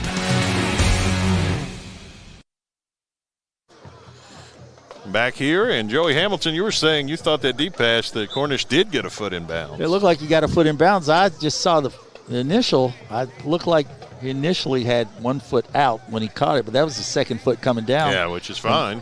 But the first foot was in bounds, and he goes up and catches that. That's got to be a catch, but in the same way that the holding's not holding if it's called, the complete pass isn't a complete pass unless they say it's that's a complete right. pass. The referee said it's incomplete. So, but hey, he had him beat from the initial start, and this young quarterback, that's just timing and working with them, and I don't think they got to work with each other this much summer. That's going to be that 7-on-7 stuff they do in the off season and get timing and get guys together, and next thing you know, they can get that together. Those are going to be completed passes. 3rd and long for Smith. He's got an empty set here. Going to take a shot deep at Cornish again. And Cornish is in the same spot, and this time he does get in bounds. It's a catch at the 25. Catching the 25 out of bounds. Nice job. Quarterback puts it up and outside, and the receiver, Cornish, just drops down, puts it right in the bread basket. Nice catch. Really nice job. I think Butler's finding the answer to that question of what works. Yeah, one-on-one coverage. If they're going to play one-on-one coverage out there, you got to make it work. Put five wideouts out there. Hopefully your 5 can block their 4. Empty set again for Vic Smith. Yeah, but they've got guys coming on the outside. That's what they got to worry about. Here goes Smith. Smith trying to escape. He's going to tuck and run. And he's able to get a pretty nice game, but he stopped shy of the first down. Let's see if we've got another timeout. Timeout, Butler. Good call, We Coach. do. Timeout, and we'll take that break as well. Butler threatening to score late in the half here on Glycon.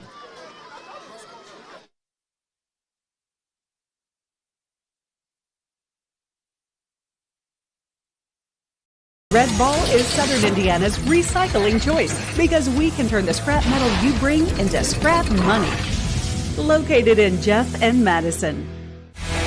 You're tuned in to Louisville Football Friday from Glycon.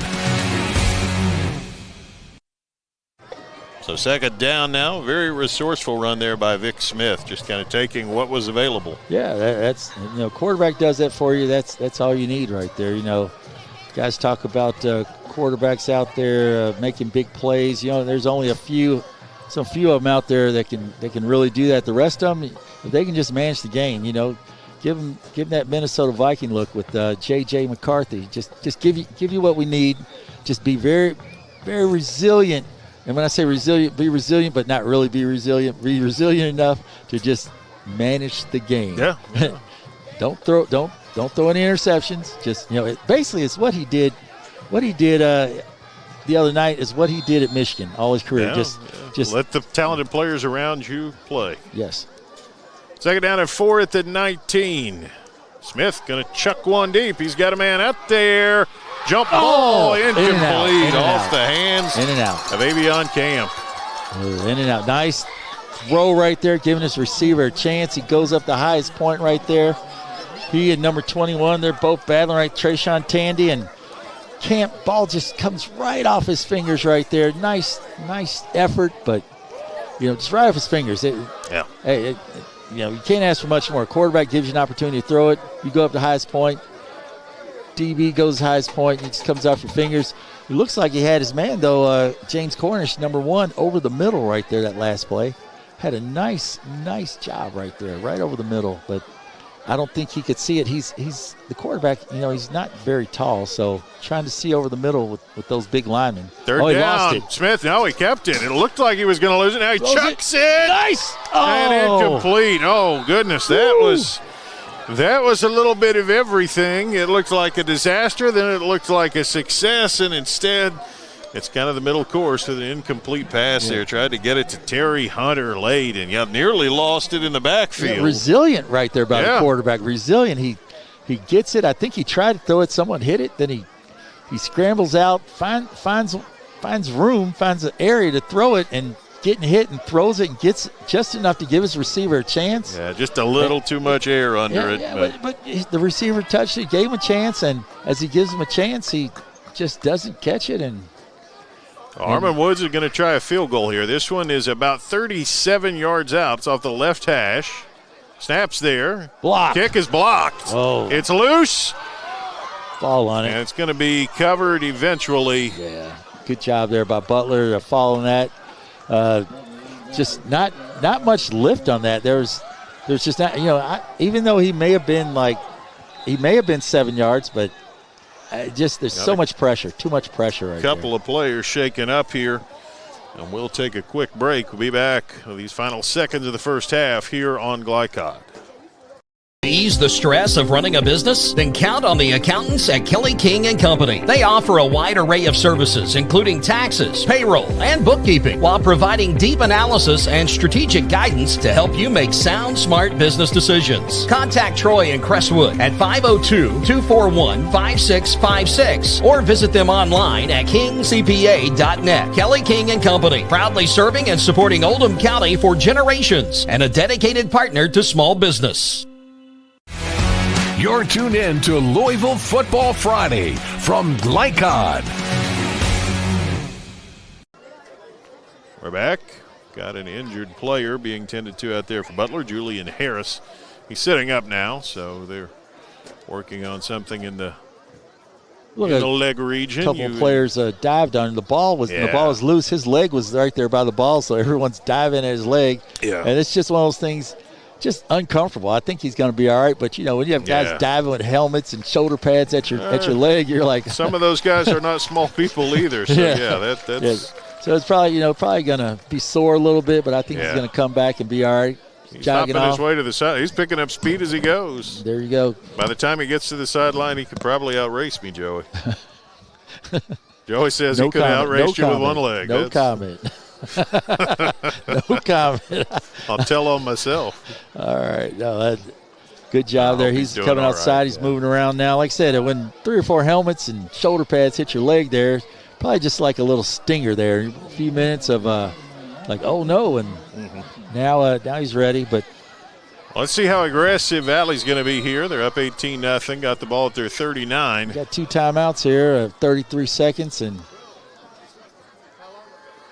Jones going to throw. Got a man deep downfield. It's caught on a deflection, and it's going to the house. Woo! Boy, everything is going their way right now. That is a big-time play right there. Ball is on. That's a flag comes in after that one, but that's a what a play. 39-yard. No, I'm sorry. 61 yards. Yeah. Ball's at the 39. I'm sorry. Yeah. So the defensive back went up with one hand. And as he goes up one hand and tries to get it, and he just goes up and tries to get it, and he has it, and then the ball just deflects right goes up and didn't it deflects right into the receiver's hand? Right in his hands, just right in the breadbasket. Trying to see who it was who caught the ball, but he definitely got a celebration flag after the play. It's just hard to pick up the numbers on the far side. We'll have to check on it and get back with you. Is that our guy number 7? It might have been Parks. The other thing that looked like to me was possibly 3, LaShawn Lamar. So, again, we'll check on that. A 61-yard touchdown pass for Jones in any case, and they will go for 2. And as he does his little dance in the end zone, they get a, I guess, unsportsmanlike. They'll yes. They will tack that on there. On the kick. On the kick.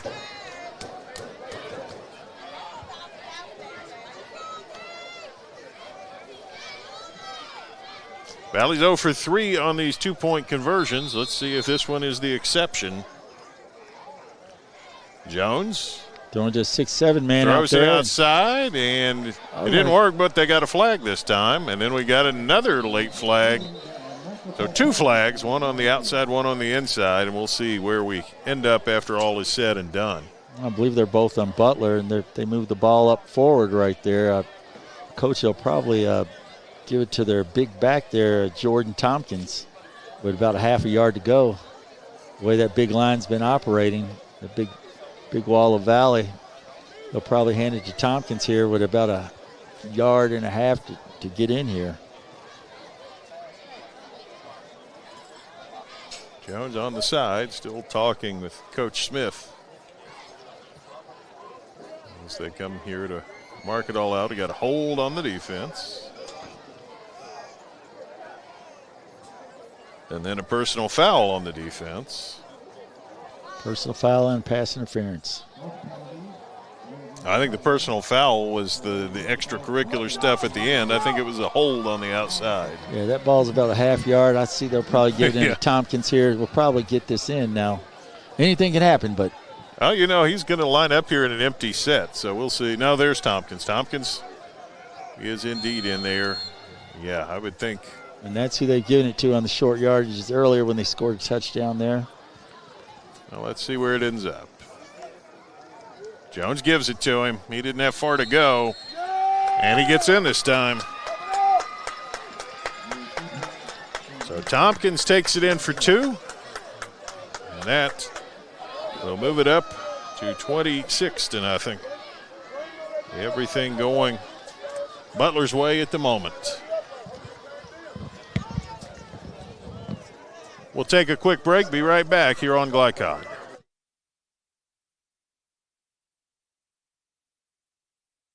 Red Ball is Southern Indiana's recycling choice because we can turn the scrap metal you bring into scrap money. Located in Jeff and Madison. You're tuned in to Louisville Football Friday from Glycod. Lonzel Parks was the man who caught the touchdown. We are able to confirm that while we were away in the break, and it's 26-0. And boy, that was just one of those hard luck plays where DB goes up, but right there, yeah. But your DB coach is going to get on the DB. It's like, don't go up with one hand, go up with 2. You know, he went up with one hand the ball, and tried to one hand it, and it just bounced off him. You go up with 2 hands, his highest point, and, you know, knock it down or intercept it, and one hand was just not fortunate for him. The penalty on the kickoff. We got another short kick, and across midfield comes Butler trying to get that edge again, and they take it down to about the 42, maybe even the 41. Jaden James ends up right around the same place they ended up on the last touchdown that had an unsportsmanlike conduct. Yeah, and the same player makes the play. Ian Leonard right there, number 17, makes another tackle over there. So they're coming to his side every time. That's why he's been there on those tackles. But nice return right there. But if you can find some single coverage, and I don't think Valley's probably going to play single coverage now. They're probably going to drop them all back. Put at least five to six DBs back there, safeties and DBs. Nickel package, if you want to call it something like that, or a dime package. But they're going to put those guys back there and just going to wait. And it looks like Butler may just down the ball here and call the half. Backing off a little bit. I think they're going to try something here. They've had enough success with the deep ball to Cornish that if nothing else, I'd try one of those. See what Smith does. Smith is going to roll out, going to chuck one deep. It's one-on-one into and out of the hands of his target as a flag comes in. And you would have to imagine that's going to be pass interference on Valley. I don't know. Now it looks you think Cornish maybe? Looked like Cornish had his hands on him a little bit there too. And let's see. And the flag being thrown from the Valley sideline. Now I don't know it, but it depends on what your middle official calls from the middle of the field. Is he going to say that he saw it a different way? Yeah, it is pass interference on Valley. There you go. Like I don't get many on you, Joey. I got to take them where I can get them. No. He's trying to get by, and I think they're going to call it from the initial when the defensive back pushed on and grabbed on the receiver. But then late there, you can see the receiver grabbing on him, trying to get back. But they called the initial, so that's good. Yeah. They called the initial. 10 seconds now at the 25. Let's see what the Bears can do from here. Trips left, Cornish back right. Going to chuck it at Cornish's way. Oh, they're going to throw a flag? Incomplete, yeah, and there's another flag. Cornish pushed him right down. Tripped up. Yeah, number 25. And somehow right that there. appeared to take 0.4 seconds. That is truly an amazing phenomenon of timing. Eric Sawyer's right there. Just kind of pushed him down right there. He, as the quarterback's looking, trying to find someone to throw it to, he steps up, throws it. Receiver cuts inside, and Sawyers just pushes him right down on the ground. Yeah, you got to make the call. It's one of those things, I always talk about college, high school. Guys know once they know it's going to be a 15-yard penalty, you can just push somebody down there and say, hey, when they turn into a spot foul, I think those things may not happen as fluently as they do. Mm-hmm. As long as they know it's only going to be 15 and not going to be a spot foul down there inside the 5. They're going to call holding, and it's going to be declined. Because they're going to call the personal foul face mask. Oh, they got a face mask. There you go. So the holding not, the face mask will be 15. Or half the distance here, yeah, but it's still more than the 10 for the hold. Yeah. There you go. And now the clock adjusts to 6 seconds, so that took 4 seconds and not 4/10 of a second, which seems a little more plausible. Right, so what are they, about the 11, 12-yard line Should here? be the 12, in between the 12 and the 13, we'll call it. They got opportunity here to score. You might get 2 plays if you're quick. Let's see.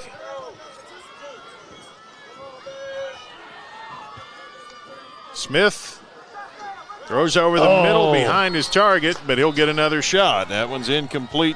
Tried to get it to Jaden James, but just threw it behind him. Well, Jordan Tompkins, the middle linebacker, just standing right there playing center field, did not move right there. And, in the past he had been coming up, and that time he stayed right there because I think they had maybe talked about those guys doing some quick slants over the middle, trying to find some room, and Tompkins just knocks it right down. He's in right there waiting for it, just knocks it down. So here you go, one play. And there's not much room out here, down here where it's tight. You're down about the 40, you got a little more room, but it's tight down here. So you're going to have to look for the fade here because they've got the middle clogged up. This is probably the last play, barring penalty. Smith. Max coverage right here, max protection. Throws it to the corner. Cornish is not going to be able to get there for that one, and that's going to end the first half of play. The Cornish goes inside. Quarterback throws it outside. Yeah, just miscommunication. Just right another missed opportunity for the Bears in a half that saw plenty of them. Valley, on the other hand, able to cash in a couple of breaks late, and they take a 26-0 lead to halftime. We'll be back to recap it for you, get you ready for the second half. Stay tuned here on Glycon. A Local 502 is powered by Louisville and Southern Indiana's best trained, most productive plumbers, pipe fitters, and HVAC service technicians. A proud community partner with over a century's worth of service, UA Local 502 members have the knowledge and experience for the project you want done, whether it's large or small. Visit lu502.com for information about the contractors who employ our members. UA Local 502. We do it right the first time. Only your locally owned Cub Cadet dealer has genuine parts, accessories, trained service technicians, and the widest selection of innovative Cub Cadet products. We're here for you whenever you need us, with expert service and support to keep your equipment running at peak performance for years to come. Visit your locally owned power equipment dealer. Anderson Sales and Service in Madison, Crestwood, and Louisville.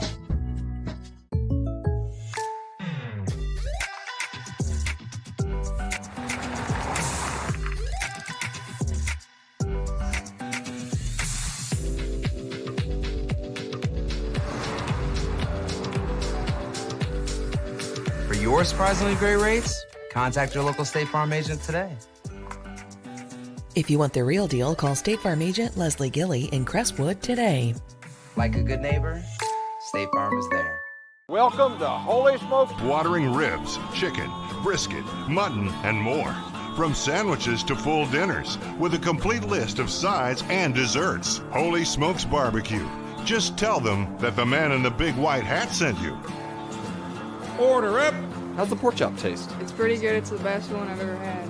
Holy Smokes Barbecue. Tell them the man in the big white hat sent you. When you're buying or selling a new home and you want to do it with few hassles, count on Polo Real Estate Group. Founded and owned by 1993 Male High graduate Dion Reese, Polo Real Estate has over 2 decades of experience and offers skillful consultation and representation for your sale or purchase. Polo Real Estate Group, a realtor you can trust. Red Ball is Southern Indiana's recycling choice because we can turn the scrap metal you bring into scrap money. Located in Jeff and Madison. 1965 male graduate and basketball star George Tensley knows the value of providing quality service. And that's what you get when you dine with Tensley Family Concessions. They provide travelers with many fine choices at Louisville Muhammad Ali International Airport. Whether it's Kentucky Fried Chicken, Chili's, or Starbucks, you know your travel experience will be a more comfortable and convenient one. Learn more about our company by visiting the website tfcfamily.com. Tonight's halftime report is brought to you by Tinsley Family Concessions, a tradition of corporate excellence and community service. For more, visit tfcfamily.com.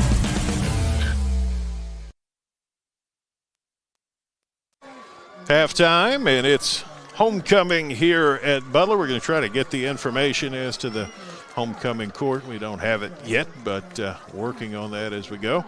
Wanted to also mention belatedly a shout out to the Butler High School choir who sang the national anthem before the game, and just a phenomenal performance. They really did a great job.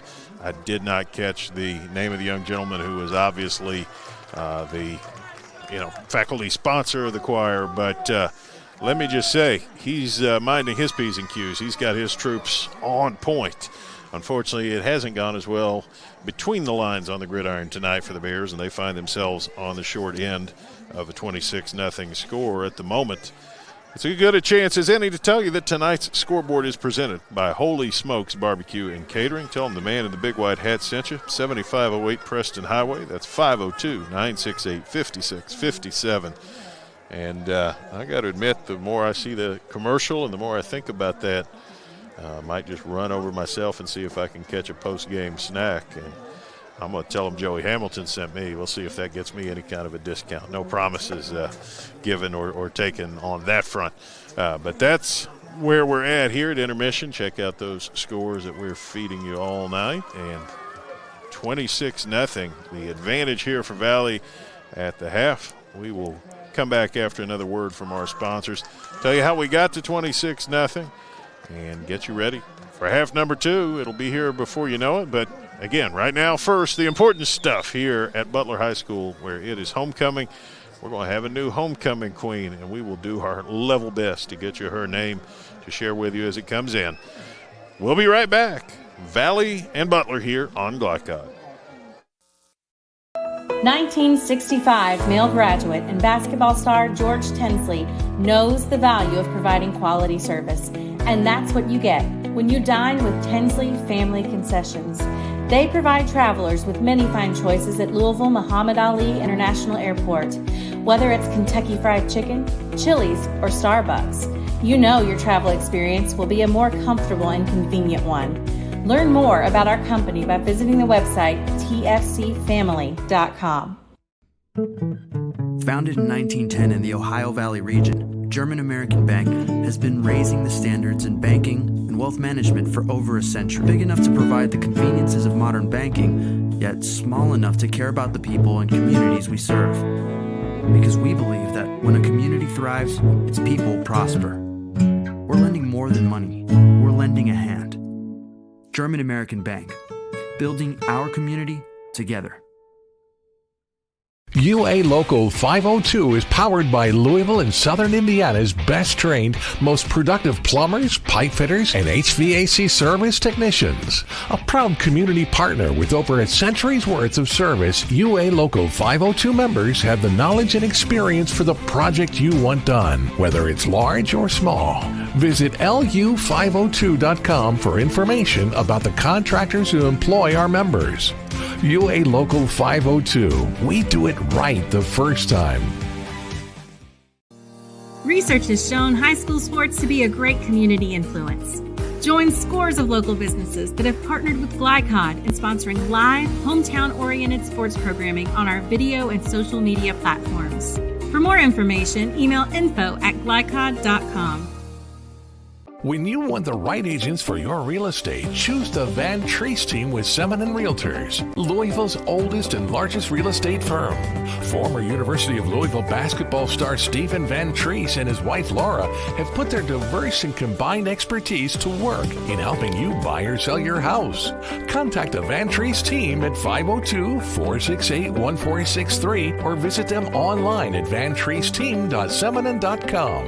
Seminin Realtors, always one step ahead. This is the mower that cut the lawn, that became the place their kids grew up. The legendary Exmark Laser Z is the zero-turn mower more landscape pros trust. For cut quality, comfort, and reliability. Exmark, official mowers of the backyard life. Visit your local dealer or explore the Exmark Laser Z online for special finance offers, available now. You're tuned in to Louisville Football Friday from Glycod. Welcome back to Butler High School, where again it's homecoming. The homecoming court being announced. Going to be a queen crowned here shortly. Joey Hamilton's been on the case. We'll have to see if we can find out who it's going to be, who ends up with the victory here. But meanwhile, let's recap that first half for you here shortly. We will take a quick look at tonight's first half scoring, thanks to all of our good friends over at German American Bank. German American Bank, they have been strengthening communities since 1910. And we certainly appreciate all of our sponsors, and they are a big part of bringing you these high school football games here on Glycod. Joey, let's recap it for them. Valley did a good job the opening drive. They had a couple of penalties that pushed them back, but they were able to fight through it. Got down there in the red zone, and Jamie Jones just called his own number. Swept the left side, took it in from 7 yards out. A pretty statement-making opening drive for the Vikings, I would say. Oh, hold on. Yep. Jones just coming out making a nice little 7-yard run there. Fakes the inside to his back, and no one out there, no one to watch for the quarterback. He just calls his own number right there. Leading touchdown getter for them this season, and just takes it in. Next, in the second quarter, there's a fumble. There's a fumble right there, and it was actually after Butler had made a great defensive stand right there. They bend but don't break, and Butler gets the football, and the running back just fumbles it, and Jarvis Carson just falls on it, the big guy. So it's a 0 yards, but he just fell on it, scored a touchdown there, make it 12-0. Extra point, no good. Then second quarter, 1:55 left. Jordan Tompkins, a 2-yard run. PAT, no good. 2-point conversion, no good again. Make it 18-0. And then with 22 seconds left, Lonzel Parks, quarterback, just throws a nice deep ball to him, and the defensive back for Butler has it. He goes up with one hand, but it kind of slips through his hand, bounced off his shoulder, and goes right into Parks' hand. Parks takes it 61 yards to the house and does a little dance, which gives him a penalty, but the touchdown counts. And then Tompkins just runs it in for the 2-point conversion to end the scoring this half, make it 26-0, and that's where we're at right now. That was a bizarre play, so a couple of unusual things. A big man touchdown is always noteworthy, and then, deflection that goes right to the receiver out there, able to make the play. Lonzel Parks Just like they drew it up, I'm sure, right into the DB's hands. Second week in a row, right big out man of it. scored that I've done. I went out to Shelby County last week, and big man for Collins scores, and now big man Jarvis Carson scores, and I'm like, man, these big men are going to start thinking, hey, Coach, we got a little trend going here. Give me the ball. Yep. Give me the ball, Coach. I can score. All we can practice, they'll probably say, I was watching this documentary about the fridge, and they gave that big man the ball. Give me the ball. They think these kids think you're talking about the fridge. They mean go get a Coke, and that's not the case. No, that's a Mr. Perry. That's Mr. Perry to some of y'all. William Perry. Mr. Yes, Perry, yeah. That's right. Give it to the fridge. So the homecoming queen, I don't have her name. She's on the dance team. I can tell you that much. She's down there with her bouquet of roses. James Cornish was her escort. I will do everything in my level best to get her name, to share it with you. But congratulations to her. And congratulations, Mr. Cornish, number one running back, football player, wins homecoming. You got to go with the girl who's with number one, right? Yeah, that's right. That's kind of a no-brainer. Hey. Well, we're going to step aside again for another break. We will be back. Second half will be on you before you know it. Right here so far, Valley 26, Butler nothing. Stay tuned here on Glycod. Ace Hardware is more than a store, a proud community partner. They're the place for answers to your home repair or improvement questions. Mention this ad and receive a refilled propane tank for $19.99. Visit the helpful Miller's Ace folks at any of their 4 Louisville locations: Preston Highway and Gilmore Lane, St. Matthews, Taylor Boulevard, or the West End.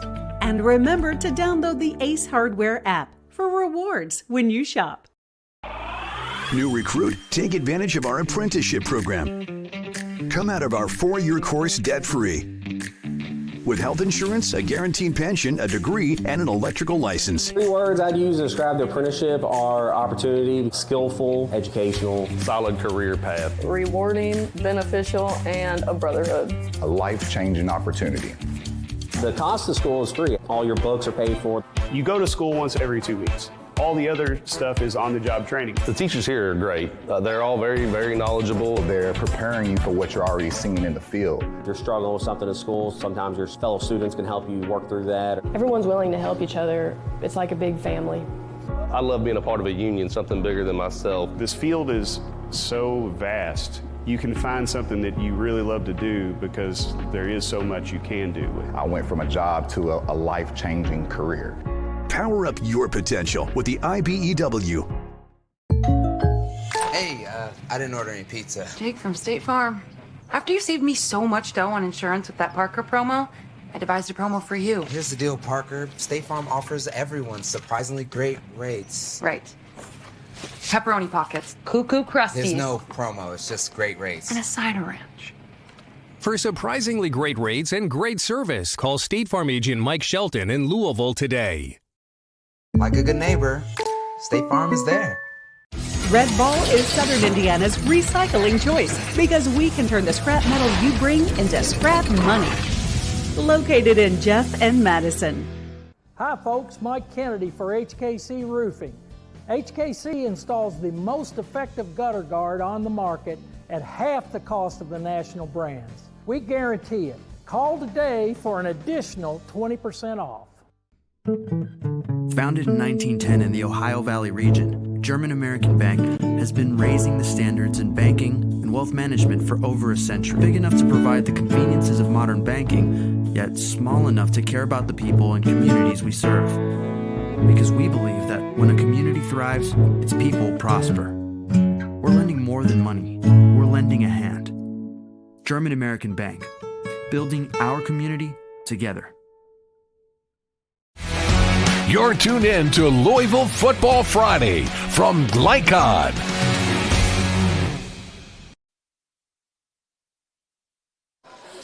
And we're back, halftime, 26-0, the advantage here for Valley. And, you know, sometimes for Butler, it just seems like it's one step forward and 2 back. They had that really nice red zone stop, and then on the next play, lose a fumble and give up a touchdown. They've got a defensive back who covers the downfield pass really well, gets himself in position for the interception, and then it goes right through his hands and right to the receiver. So, you know, these things are going to happen. You're going to have, in building up a program in the way you want for Coach Wheeler, you're going to have adversity. You're going to have struggles. You're going to have times when the ball bounces the wrong way, or you do something right and you follow it up with something wrong. What do you do, Joey, really to counteract that? How do you handle that? They sound kind of crazy, but hey, you tell them hurry up and become a junior. Those sophomores, hurry up and become a junior. Tell those freshmen, hurry up and become a sophomore. Yeah. Because they're in position. They're Avion Camp freshmen making good plays. Yeah. They're in the right position. Vic Smith's a freshman. I mean, all these guys, they're using Hamlet at running back. He's a freshman. Yeah, they're making good plays. They're just they're a year away. A year away. And next year, instead of knocking it down, missing it, it's going to be knocked down. The year after that, it's going to be an interception. They had after that, it's a pick six. Yeah. I mean, possibly. And possibly as a junior, but it's just a matter of experience and playing time, and the bright lights, varsity football, and varsity football is not – high school varsity football is not meant for your average 14 or 15-year-old that's a freshman or sophomore. It's really not. No, true. There's only a few guys, I'll throw out names. There's only guys like maybe a Michael Bush, come out that's a freshman. Zane Johnson as a quarterback. Well, and I was going to say, you see this all over the state. Frederick Douglass right now is having to play a freshman quarterback due to some injuries, and he's struggling. I mean, he makes some plays, but he misses some plays because it's hard. Last year you were playing middle school football. Correct. Now the lights go on, and you're playing the big boys, and they're going to hit you in the mouth. You're playing guys that are a year away from most of them going to college, or being kicked out of the house by mom and dad. Go get a job. No, I should say that. But, they're a year away from, those guys are, they're on their way out the door, of high school. They're about ready to hit graduation. And I'm glad you said that. You reminded me. I had forgotten this. Wanted to send a shout-out tonight to a former Butler Bear who's still waiting to make his NFL debut. I called a couple of games with Jordan Watkins in them here at Butler, and he's on the 49ers roster. Injuries kept him out in week 1, but look forward to seeing that young man succeed on Sundays. There you go. Shout out to the Butler Bears. Jordan Watson, do it, baby. Hey, do it for Shavley. So I know I saw a game that he played here with PRP, Joey, and all he did was he caught a touchdown, he ran for a touchdown, and he threw a touchdown. Hey, versatile. Yes, like I say, very he can do versatile. all of those things. Very versatile, and guys like that's what the Butler pride, the Butler tradition. They got a state championship in 1980 with Doug Lucas and those guys. You had some years with the Joey Tingles quarterback. Then you had some other years here with 2000 with Coach G here. You had some other years with coaches, Baco, guys of that nature, that have been winners. They just brought winners here. Steve Jewell brought winners here to Butler. So, hey, Coach Just, the girls' state championship, the athletic director now. He's 2-time state, maybe 3-time state champion. I know 2 for sure with girls basketball. So Butler, their tradition is about winning. So, I believe Coach G's right in line with that. He's had winning years when he was here before. He's had him on the brink. Yeah, winning record here overall, 48-44, even with a 1-2 start this year. He's went away, and now he's come better back. Times are on the way. And he's got the community involved, and I think just good things are going to happen. Third quarter underway. Butler's going to get it. Here comes the return. Finding a seam. Return man going to get it to midfield and beyond. He's taken down, but Jaden James, he's got a nice burst to him, Joey. Yeah, very nice run right there. If Xavier Mays doesn't make that tackle, I think he's gone to the house for 6 right there. That was a nice return. And, they've been going to the right so much. The whole Valley team just ran over there. Everybody was on that side. They ran over there, and he just hit the middle, then cut left. And like I said, if one player right there, Xavier Mays, doesn't make that tackle, I think he's gone to the house for 6. But great field position. You're at midfield, so Butler Bears, they're in a good situation again. Let's see what they're going to do with it. And if Valley gives them that man coverage, is Coach going to go aggressive here and throw it, or is he going to try to max protection and throw it, or is he going to? Looks like we're in a little different quarterback. Yeah, we've got the normal quarterback Smith split wide closest to us here, so let's see. Wildcat. Where it goes. I think that's Cornish. I can't pick up the number. Offsides. Number 35 right there jumping. We'll get a chance to look. It is not Cornish. It is Jaden James, who's now, I don't know if this is a Wildcat look or if we're going to see him as a regular quarterback. It was Valley offsides there. That's Tornado Burnett, and he was like a tornado on that. He just kind of took off real quick, jumped the gun, offsides right there. So 1st and 5. Butler's been in this 1st and 5 situation, but then they shot themselves in the foot right there with a penalty. So let's see what happens. So Jaden James just going to wildcat it, leans in ahead, and he's able to pick his way close to a first down after the penalty. In fact, he may have the first down. Let's see. Looks like he's on the line. That should be a first down. He should move the chains right there. Yep, there they go. First down at the 40-yard line. A wildcat right there, just right up the middle, and nice job. We'll see if they stick with that. Again, Vic Smith hasn't left the game. He was split out wide. And here he comes again. Yep, wildcat look again. You keep him in the game. You don't have to worry about situations. Just put him right back at quarterback, and everybody knows where they go. Absolutely. Well, Watkins and Lauderdale are blockers here in the wildcat. And James able to pick his way again for a few yards and then pushes the pile forward and actually ends up with a nice gain out of it. They're catching Valley a little bit light in the box a few times here. Well, Valley's got them all in the box, but they're just turning out. They're doing a good job turning out one side, turning out the other. Then they're scraping off to the linebackers right there, getting to them, and just giving the back an opportunity to get some positive yards. And then he's running like wildfire out there. He's grinding, get his feet keep churning right there. So that's two runs. That's plus 5 yards on both runs. So actually give him 7 on that one. It'll be a second down and about 3 down at the 33. So we've got this time it is Cornish in there. James is split right. So Cornish is the Wildcat quarterback. Let's see where this one goes. Got 8 in the box. Cornish going to take off right. Going to try to get the edge. He's got the first down. He's down to about the 25-yard line. Yeah, that time they had 8 in the box right there, and Cornish takes one step up, sucks in the Valley defense, then bounce outside and gets the first down right there. Nice job right there. First down at the 25. This little momentum change right here. Yeah, exactly. This is not going to be your quick score offense, but, hey, it's going to keep the offense on the field. You're moving the chains. And you've got an opportunity to get some points here. Butler knocking on the door of the red zone here. Cornish in the Wildcat. Harris is the blocker on the right. Watkins on the left. Cornish runs off left, trying to get outside, and he is able to gain a few yards anyway, even when this isn't working perfectly. It keeps the chains moving, keeps the ball moving forward, and that is better than pretty much anything else Butler's been able to come up with. Yeah, here. Butler, nice little inside trap block right there, but instead they plugged up the trap right there. Valley did, and the back just bounces outside right there. Got a nice block from his wide out there, and gets something. It looked like it was going to be a gain for nothing, and he gets 2 yards on that. So, but like I said, they're keeping 8 in the box right now, and they're just trying to plug up every gap. Second and long 7. The ball is just outside the 22.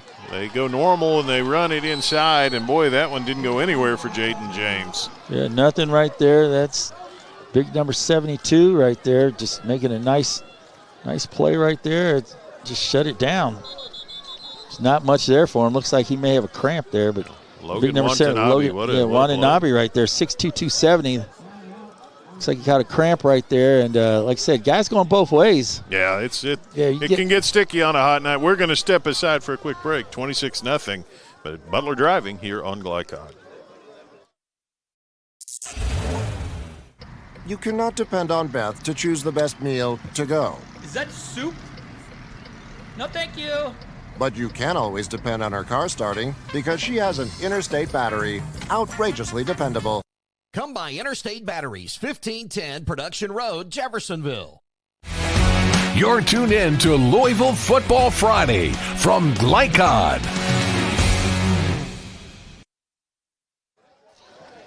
Valley player has been helped up and off the field. Logan Watanabe. Got a little cramp there. He's out there going both ways, playing offense and defense. And Butler was on a roll right there. Then they switched it up right there, put quarterback in there, and you figure with Valley just loading up the box right there, with your regular quarterback, you might want to go one-on-one out there, which you had some success. You know, especially with Cornish out there, split left. You know, he's got opportunities out there. And also, number 4, he's had some opportunities out there, too. Avion Camp, the freshman. But it's what you're looking at here. 3rd down and 11. Cornish to the left, Camp to the right. Back to Vic Smith. They send Camp across formation, so they're both on the left now. And Smith throws backside. It's caught inside the 20, 15, 10, 5. Flag comes in. Oh, wow. They're going to call a hold on that. I didn't see it, but he may have just blocked a little too long. And it may be one of those youth plays where when you're blocking someone, once he passes, you let him go. Don't block him anymore because he's going to score. And I think he just held on to him a little too long. That was a great call right there. You send your man in motion right there with man coverage and send your wide out deep, and no one went with the back. Yeah, DeMarcus Watkins, he just slipped out there wide open, makes a nice play. And you know, the backs, the wide receiver, he's trying right there. He's putting good effort, but it's one of those plays, that's an experience thing where once he passes you up, you don't have to touch him anymore. Right. And he just kind of kept contact with him after he passed him, didn't need to. And instead, we're going to end up with a gain down to about the 19-yard line instead of a touchdown for Watkins. So it is still a better situation. 3rd down, it looks like about 5. Great concept, though. Great play right there. Great play call right there. So, and here comes Butler up to the ball. Timeout there. Timeout for Valley. Valley's going to call timeout here. They've got about 3 extra guys on the field. Well, it's 3rd and medium for the Bears when we come back here on Glycod. Folks, Mike Kennedy for HKC Roofing. HKC installs the most effective gutter guard on the market at half the cost of the national brands. We guarantee it. Call today for an additional 20% off. You're tuned in to Louisville Football Friday from Glycod.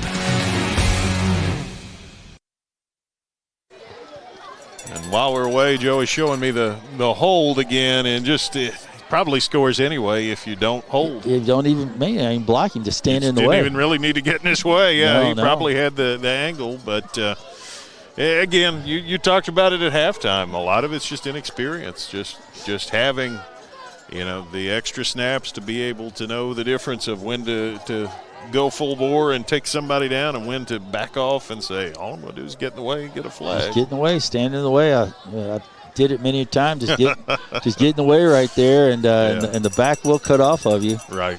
And that's one of those things you just want to make sure you're not the reason.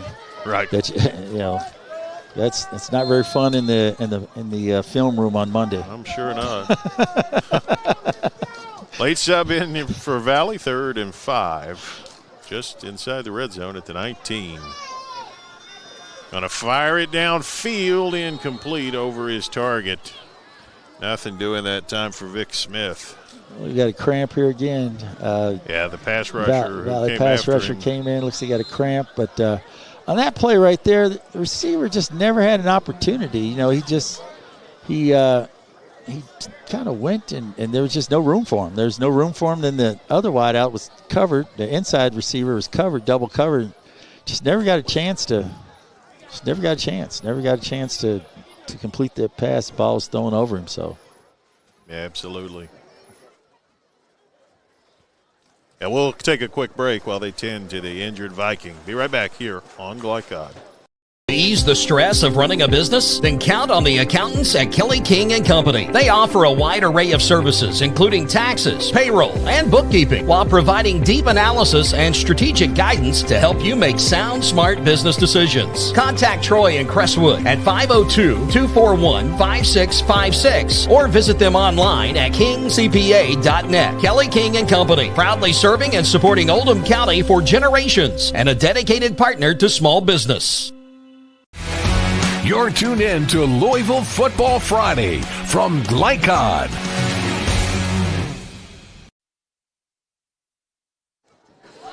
They're still working on getting the Valley player up, but it's high likelihood that we're dealing with a leg cramp here They've got him to his feet, so Julius Kennedy is going to be helped to the sideline. Well, I don't know. He may have an ankle or something. He rolled over it, and the offensive player rolled over him. Yeah, that looks more like an ankle than a cramp, so they're going to help him to the sideline, but he's hopping pretty good as he goes.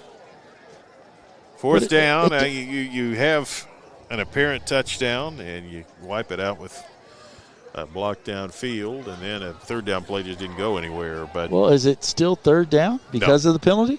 No. Well, they've got third down. They've got third down on the chains. They got third down on the clock. I have no idea why. So it looks like third down. Well, yeah.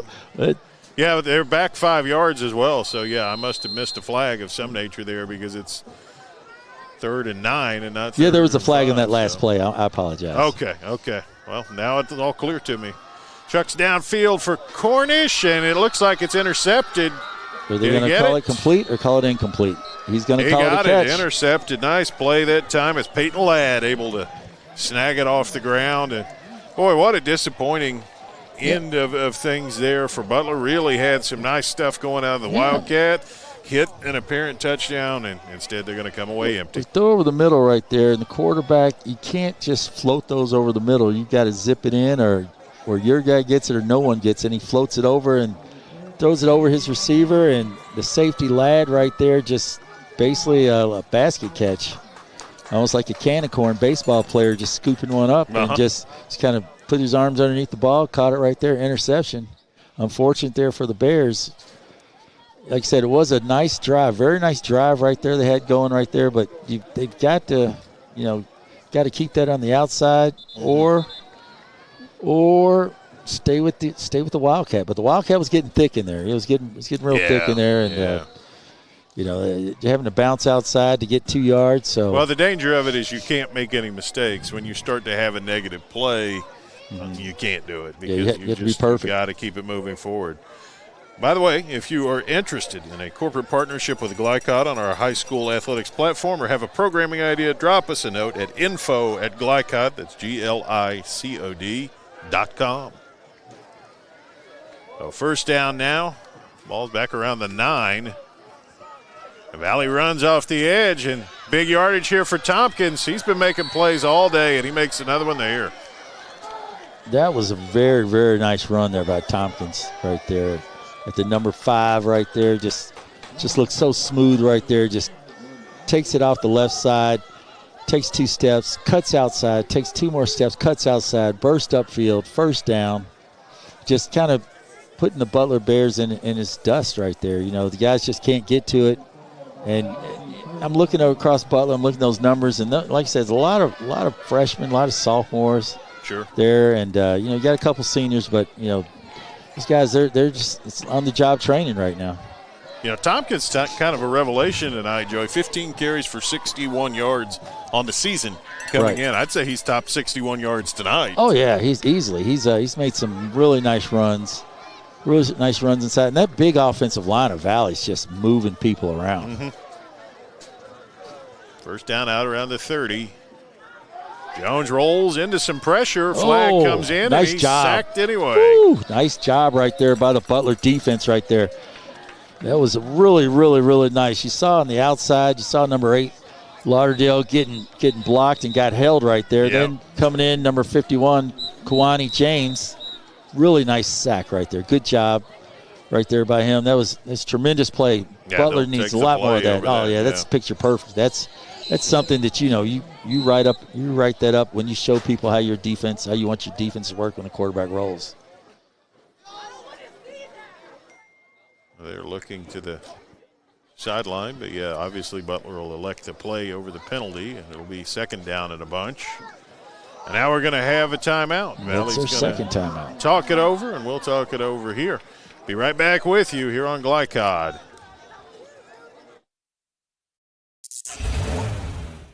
You cannot depend on Beth to choose the best meal to go. Is that soup? No, thank you. But you can always depend on her car starting because she has an Interstate battery, outrageously dependable. Come by Interstate Batteries, 1510 Production Road, Jeffersonville. You're tuned in to Louisville Football Friday from Glycod.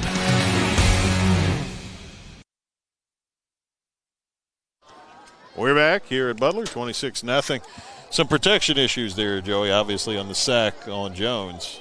Yeah, the running back went out to go block out and a little roll out there, but as they took out Lauderdale, the pressure on the inside, there's number 3 right there, Elijah Smith, and then big number 51, Kawani James just came in and just made a really nice defensive play right there. And there's just no room for the quarterback there. There was quick pressure.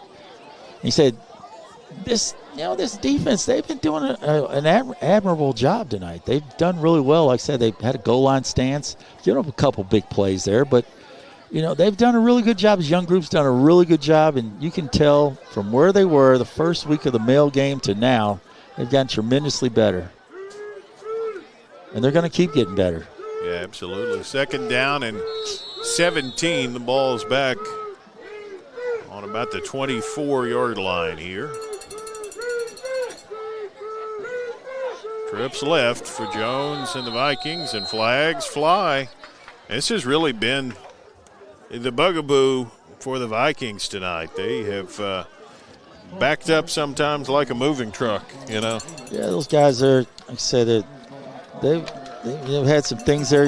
Next week they got North Hardin. They got an opportunity then before they get into district play, and they're going to have to pick up the pace on their play calls, and then they're going to have to get rid of some of those illegal motions right there. Yeah. On the flip side of that, Butler, they've got an opportunity at PRP next week. Mm-hmm.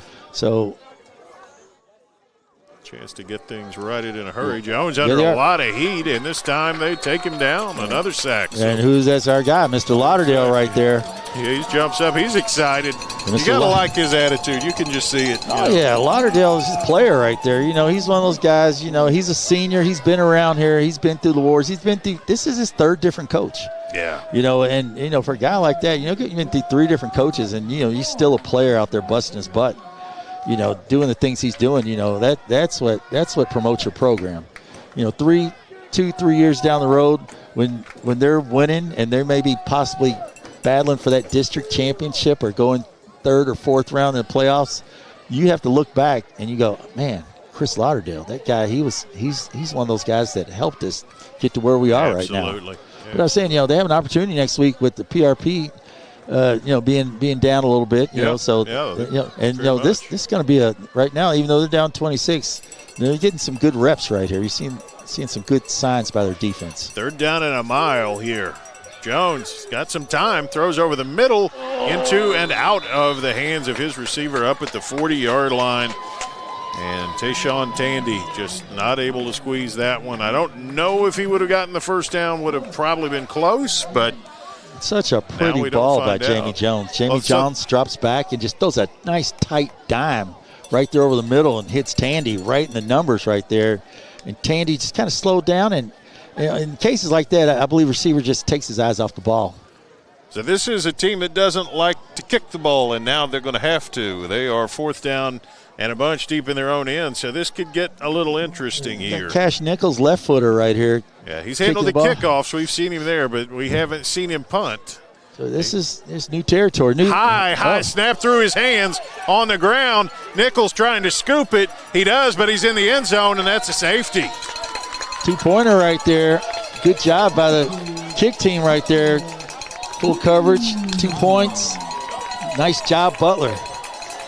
And that is maybe a reason why they don't kick as much. It's one of those things that if you don't work on it as much, or maybe they do work on it as much, I don't know. But as much as they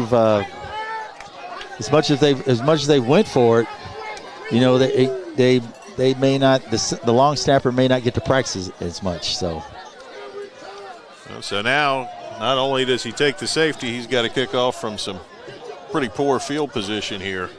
Yeah, that's going to be kicking off from the 20 right there. They've done this about 3 times tonight. Yeah, they've been kicking off from the 20 all night. The others have been because of unsportsmanlike conduct after touchdowns, but this one is a little bit different. But still, the Bears stick to it, get on the board, and stand to get some very good field position here. Now, do you punt or do you kick here? That's the other question. I think they're allowed to use the tee. I think they're allowed to use the tee. You're definitely allowed to use the tee. My question is whether you're allowed to just punt it instead. That used to be the rule, but I know that's used to have to punt it. You used to have to punt it, and then they changed it up. You can use the tee, and in their case, I believe he's going to use the tee.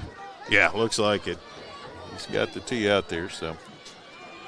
But, man, the return men are set up near midfield already, so we'll have to see how this one goes.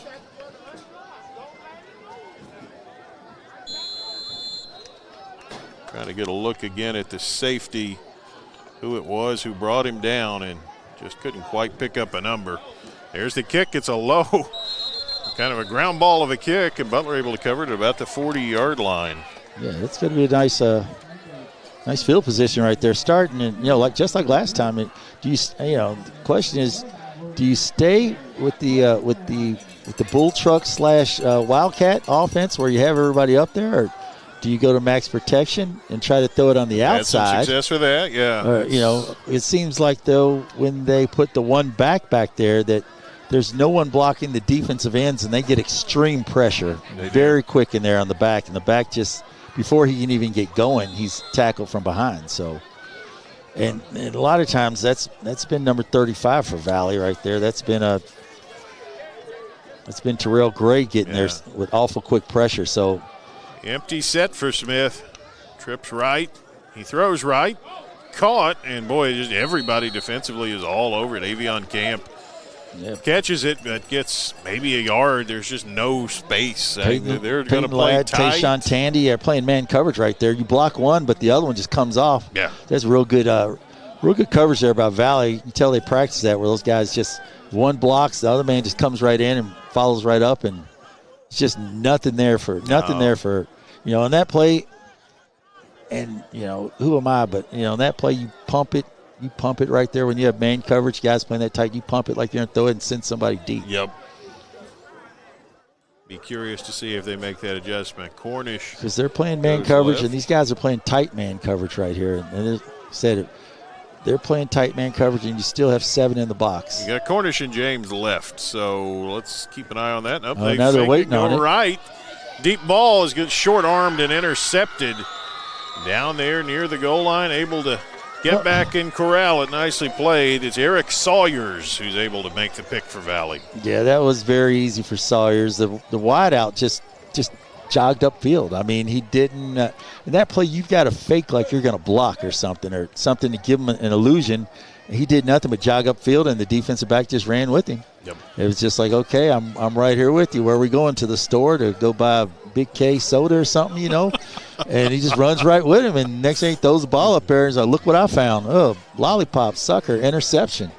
Nick, did you have Big K soda on your bingo card for tonight? I mean, I don't know. I mean, that play right there, you've got to make a fake. Yeah, it was pretty casual. Yeah, he's got to fake like he's going to block, then get upfield. He just went straight downfield, and he didn't fool anybody right there.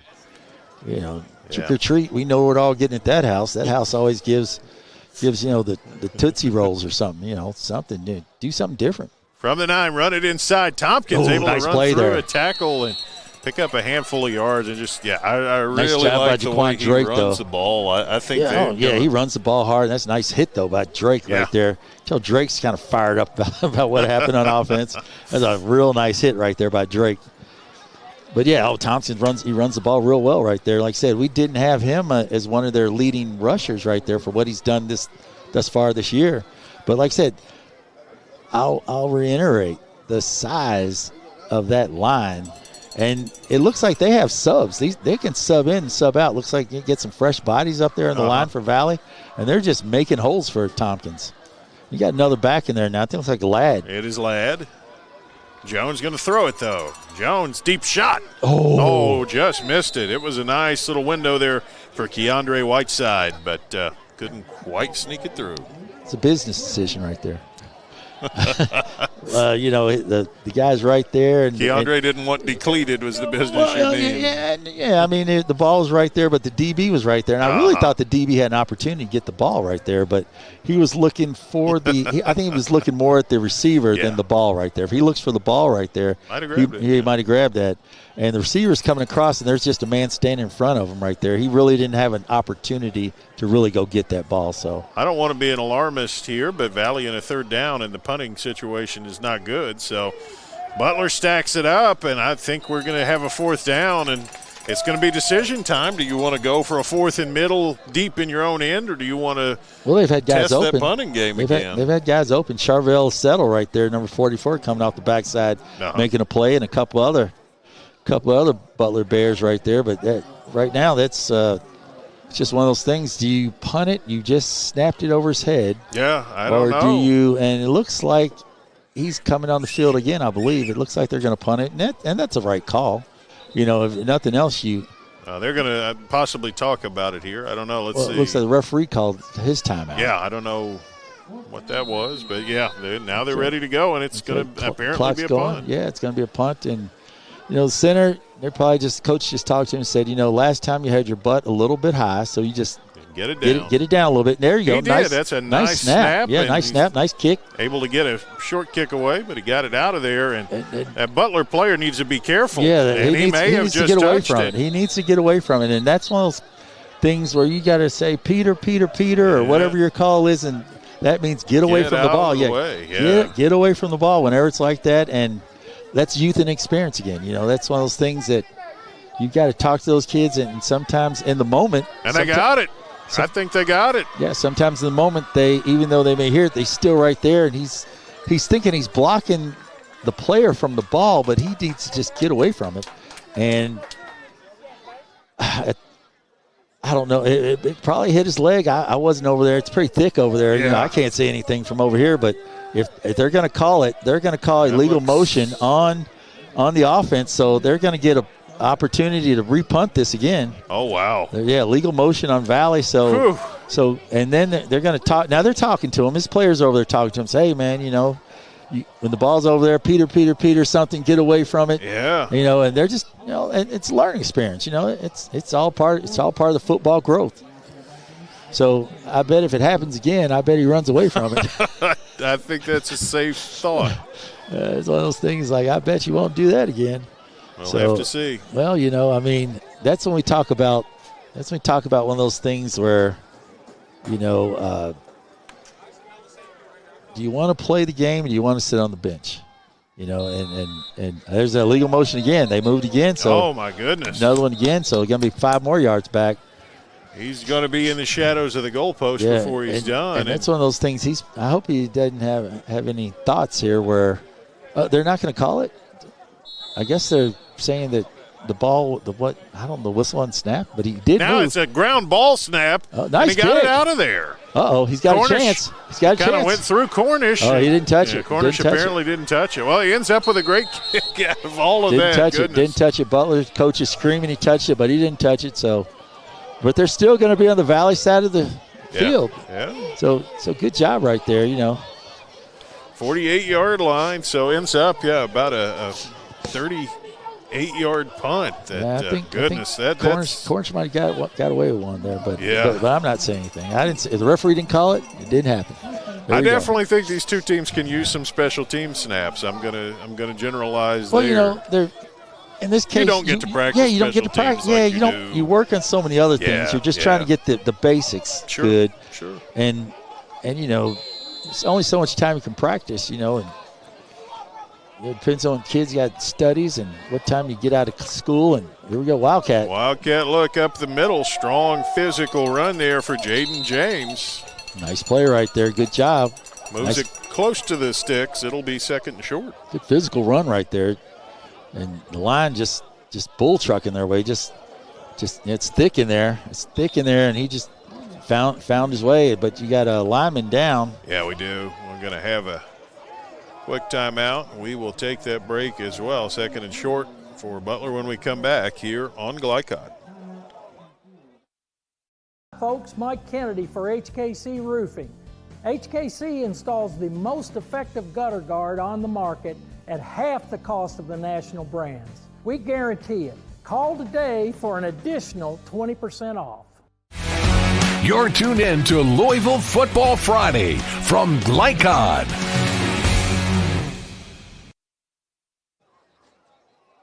Tending to another banged-up player. And again, hopefully, a lot of these guys, it's just a matter of... Yeah, it just looks like it's a cramp. It's just caught a cramp. They're like, come on, trying to help him up. Like, come on up. Get on up. You're all right. And you're down 24 points. It's a little harder to get up. If you're up 24 points, you're hopping up. If you're 9th, 10th grader and you're catching cramps, you probably had never really caught cramps before. And there is nothing quite like it. And you're thinking, oh, I'm dying out here. Just broke. Help me, somebody, help me. He's up. But if you've never really caught him before, you don't know, and you're thinking like, man, he looks great now. He's ready to go back in. He's it's just a matter of. But seriously, if you've never caught cramps before, your first time catching cramps, you're thinking like, who's beating my calf up? What is going on with it? Somebody's beating it with a bat. I'm stuck. And then you get one of my favorite cramp stories like that. My wife was playing cards at her grandparents' house, and her grandfather got a leg cramp and just shouts and goes into the floor, as you will do. And her grandma just keeps dealing the cards, just doesn't even blink. They must have been together for a long time. They were 70-odd years. Well, she knew what was going to happen. She knew the story. Yeah. Second and short, Wildcat again. Nice trying to get some room on the corner for James, and he's got the first down easily. Boy, that's nice just job. Smooth stuff when you get Jaden James out there. Nice job out there. Just fake to the back on the reverse or the inside sweep, and then number 12 for Valley, he just bites on it. Jordan Keith bites on it, and then Jordan tries to stick a hand out, but he just runs right by him, and they say no, first down, Bears. First down to 30. Yeah, good job right there. Little wrinkle in the offense right there off the fake. But I was going to say, he's probably done that before when he's lost in cards. Grandpa. Might help. That's why she knew. That's why she probably knew. She probably like, oh, he only does this when he's losing. So she knew what to expect. They were quite a couple, and I know my wife enjoyed every bit of it. Oh yeah. But he didn't enjoy that leg cramp, I'll tell you right now. Like I said, he might have been losing. She knew it. She knew the story before it happened. That's why she kept it going. Cornish fakes the pitch, and he's going to keep it. Does he get that block? He does get that block. Nice run for Cornish. Goes out of bounds with a first down. Little diversion right there. So last time the number 7, Jaden James, comes in motion. They fake it on the inside reverse. Quarterback goes right. This time they fake it to him, and then he follows James on the left. And a little trickery right there, so they're showing some options. We can fake it inside reverse left and go right. We can fake inside reverse left and go left. So, and first play went right up the middle. So they've been to the right, been to the left, been to the middle, and it's all been positive yards. Branching out pretty well here. This is a nice little package at the very least. And doing well with it. And, Valley, like I said, Valley's got 7, 8 in the box. So they'll play you aggressively. So if you can get out on the edge, you can pick some yardage up. They're doing real well. So you got the 5 linemen in there. You got 2 wing backs. And so, you got 7 guys blocking right there for the quarterback. Yep. It's James again here. And somebody took off outside. The quarterback. That's the man who's calling the plays. Oh, my goodness. Yeah, oh, boy. The man that's calling the plays. So it's the quarterback who's out at receiver who is not going to catch the football right here. He took off and ran and did not watch the ball. Oh, boy. And that's going to be 5 yards because he's got him stretched all the way out. Yeah, all the way out to the sidelines. They're not looking to throw, and if they did, they wouldn't throw it to the quarterback. So. Well, they could, but they're not gonna. They're gonna keep it out wide. There goes James, and he cuts inside and does a pretty good job. And they push the pile, and he kind of makes something out of nothing, and that'll be a nice play to probably end the third quarter here. Yeah, good job there by the O-line, just pushing right there in the back, helping out. And to that wide out thing, they could throw to him, but he's just stretching him out, trying to run him down the field because earlier. James ran into him when he's making a block, and so you want to spread him out, put him way outside, run him off, and give James a little more room. But that's a good sound. Good drive, and we'll pick it up in the fourth quarter on the other side of this break for Butler. Here on Glycod. A lot goes into taking care of your property. You need equipment with more durability, versatility, and #1 rated reliability built in, like Kubota compact tractors that can do it all right, Z-Series mowers that deliver a quality cut, and the Sidekick utility vehicle built for hard work and fun at 40 miles per hour. Kubota equipment lives up to the highest standards. Yours. Visit your local dealer today. Anderson Sales and Service in Madison, Crestwood, and Louisville.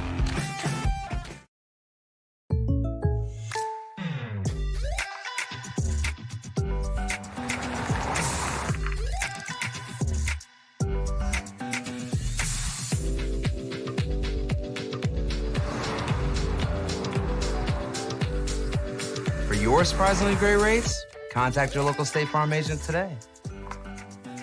If you want the real deal, call State Farm agent Leslie Gilly in Crestwood today.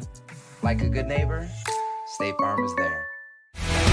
You're tuned in to Louisville Football Friday from Glycod.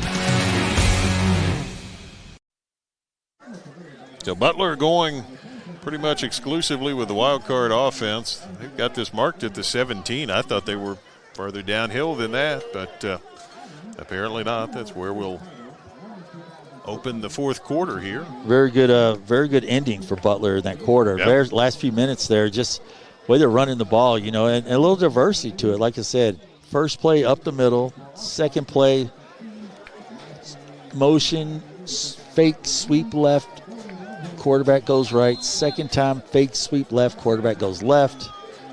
So it's very nice. Very nice little package here. And this time you got a little different running back in there. Cornish, the Wildcat quarterback, going to go left. Cornish got some room, got the first down. Out of bounds around the 10-yard line. Cornish a little more speed there than Jaden James. And Cornish right there just kind of gets to the corner right there, gets out of bounds. I think he's close to a first down right there. Yeah, I thought he had it. We're going to see. And I think the chain guy thought he was, and they were waiting for some confirmation of that. Yeah, I think he did get it. Yeah, and that's a nice little package there where you use your two top guys there. You got #1 James Cornish, and then you got Jaden James, and those two guys are. And you can put them in the backfield together like they've done here. Although actually we've got Cornish split out in the slot as a receiver. And you also have Elijah Smith, #3 right there. He's an option. Oh, he's not looking for the ball. It hit him, and he still wasn't looking for it and went down. Oh, my. Well, did they call that? Or why did he snap it? It's one of those things that, did Valley says they got the football. Did Valley just yell? Did Valley call Valley's the snap? got the football. Oh, because my. He snapped it, and no Butler guy moved. And Cornish is furious, yeah. No Butler guy moved. But I didn't know. It was one of those things. Is Valley out there saying down said hut? Because no Butler guy moved. He's simulating the snap. Yeah. You can't do that. You got to wonder just based off Cornish's reaction. Yeah, off everybody's reaction. The whole Butler team, none of them move. Like, here it is right here. None of them move, and they just stand there. Everybody's just standing there right there. And so the center, they're even getting lined up, and everybody's getting lined up, and he's looking, this is the play before, but, that's a nice run right there. And he just snaps it. Nobody home. So Valley will take over. Back on their own 15-yard line. One of those mental mistakes there that just. Jones, long throw across field, got his man. Got a gain up the sideline, trying to work his way into the middle. Picks up a first down. Nice pickup out to about the 29-yard line. Valley football right there. That's what Valley lives on, those screens and those long passes, and that's what Coach Smith did back at Seneca when he's passing for over 8,000 yards in his career. So one of the top throwers in his time, and at Seneca High School coming out of Louisville. That's what they seem to do best. So I'm sure they'd rather get to that than to the penalties and the problems they've had so far. From the 29, quick throw. Got it to his man out there, but it's going to be a big loss. He's taken down. Well played that time. Lonsell Parks nice catches defensive it and play probably right there. Wishes he hadn't caught it. There, Parks catches it, and you got two defenders out there from Butler just making plays out there. You got number 19. You got Cameron Lockridge out there. Then number 8 coming out there to help out with him. Our guy, Christopher Lauderdale. So it's just one big positive play. Then you lose, throw another quick screen on this side. So more positivity on the screen to the left than to the right. Second down at about 21. That was a huge loss to Parks. Yeah, you may want to stay on your left side there because on the right side they're not getting much of anything. But now they've got their guy. They got their main guy, Lonzo Parks, out here against the freshman again, Zion Johnson. You think earlier they went deep with him? Will they go deep with him now? Let's see.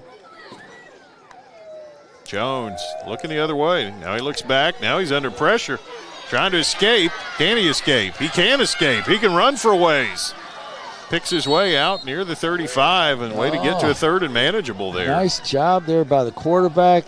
And number 51, that's Keanu James. He is just fierce with himself. He took a terrible angle, and I think he knew it. Yeah. He had a chance to make that play, and then as he runs by me, he starts hitting himself in the head. You know, he's mad at himself. He's like, I know I could have got it. And I think he realized he took that terrible angle because he had a really nice vibe on the quarterback right there for a big sack right there. And just kind of, like I said, took a bad angle right there and takes a little different angle right there. Trajectory, that's that math class that you learn about. And, you know, when you A, B, and C right there, you know, A plus B equals C, you know, doing that thing right there, and it takes a 45-degree angle. He gets him. He takes a different angle and just misses him, and quarterback gets a little positive yards. Third down and a short 5. Ball's at the 34 for the Vikings. And Parks took off early. And flags fly. Lonzo, I think, knew the ball was coming to him. He took off a little early there. It looked like it was a run, so that would be impressive. I don't. He got excited right there. I think Lonzo really thought the ball was coming to him. He took off pretty quick there.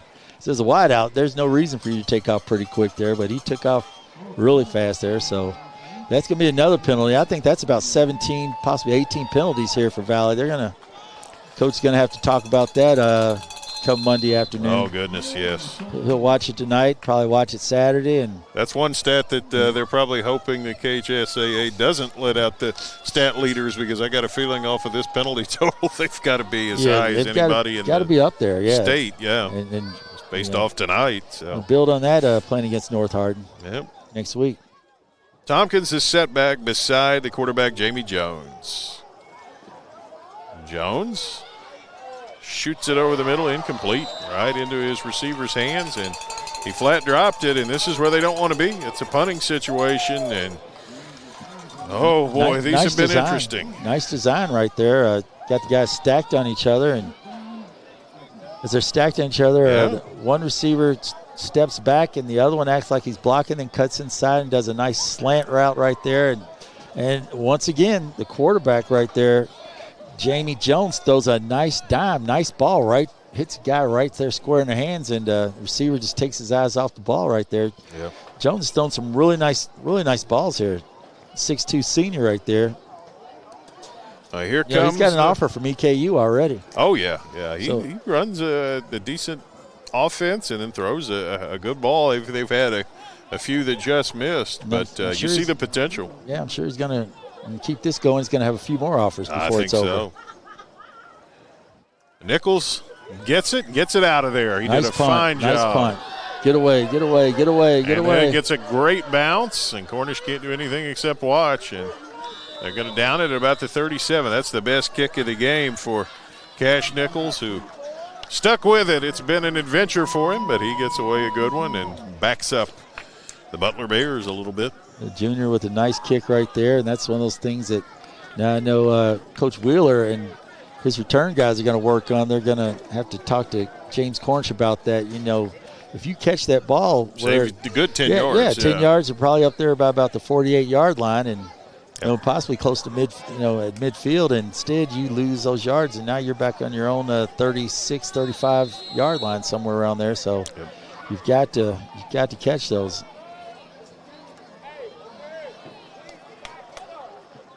The only scoring in the second half here, a safety off of a high snap. Cash Nichols, he was tackled in the end zone, and that's been it. It was 26-0 at the half. It's 26-2. Butler trying to get a way to cash in instead of just move the ball. Jaden James is the Wildcat quarterback. Whistles blow. And we've got a timeout here by timeout for Valley. They'll call it, and we'll call it as well. 26-2, Valley in the lead here on Glycod.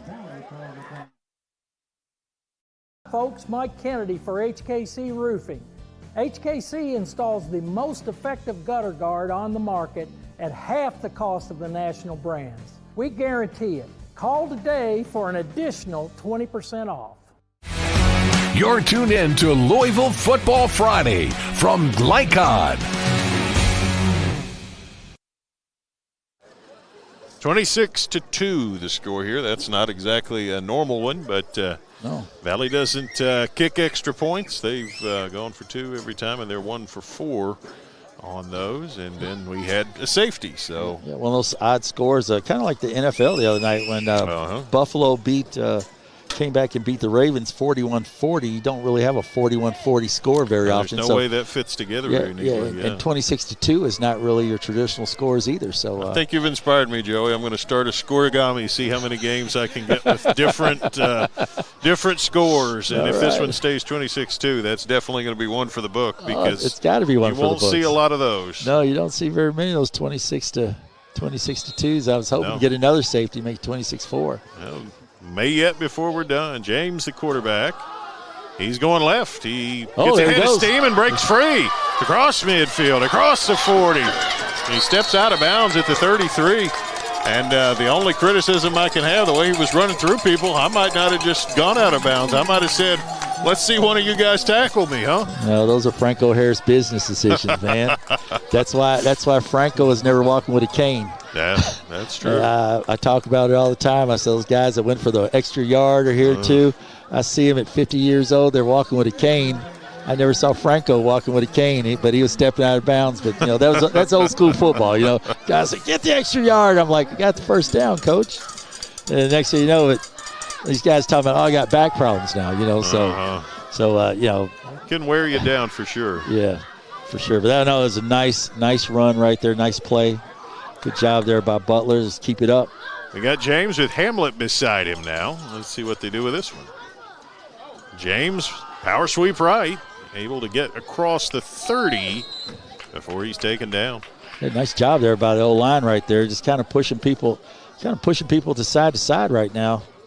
Like I said, a lot of those Valley players are going both ways, and looks like you got a couple different ones in there right now. No, still got the same guys in there. Dominic Foreman on that tackle. He came up from the secondary. Still got there's linebackers and safeties coming up making plays now with eight in the box or 9 in the box. So you got 2 wideouts this time. Like 3. So they got 7 in the box now, playing a little man coverage, and now they're all coming in. I don't know. Yeah, they're going to set in there to block for Cornish is what we're looking at here. They got those 2 wing blockers, 1 each way. Here he goes. Cornish makes one man miss, goes back in the middle, trying to shake free again. Nice play. Tries to get outside, does get outside. He's taken down, but a great run. James Cornish shows some shiftiness and some elusiveness right there. Yeah, that's a backyard football right there. That's a kid, that's played a little backyard football. He'll kill the man with the ball. Well, I don't even know if you can call it that anymore, but it's I hope not. Everybody tackle the man with the ball. I'll say that. That's what they call it. Back in the day, it was kill the man with the ball, but that's tackle the man with the ball. You throw it to him, he tries to elude and get by everybody and get up. Yeah, he was get playing upfield. A little bit of it right there. Yeah, and so that's some of that backyard stuff that growing up, playing with the guys back there. So you can tell he's done a little of that. He took a little shift here, and a little shake there, a little jimmy there, and next thing you know, getting by one man, getting by another man, and can they finish it off? That's the question. They've had some of these positive stuff going on right now. Gotta finish some of First and goal, positive stuff. James. Working left. James working his way through. James in the end zone. Touchdown. 10-yard run right there. Nice 10-yard run, and that's a nice long drive right there. Good job by the Butler Bears staying with it, and they may have found an offense tonight. They may have found something that they can use down the road. This may be what. So, if I'm coach, I'm saying go for 2. Not that you're really necessarily looking at it, but you were down 24. If you convert 3 touchdowns and 3 2-point conversions, that's a tie. So, and the way Valley throws the ball. You never know. Yeah. The way Valley throws the ball. So you go for 2 here. Because if you get it, you're down 16, which is 2 scores. There you go. Going to be James in the Wildcat. Actually, it's not. It's the traditional quarterback, Smith, up there. James is the running back beside him. Smith sends a motion man, and they flinch. Oh, outside guy right there, number 3. I think he just moved a little bit. That's going to be Elijah Smith.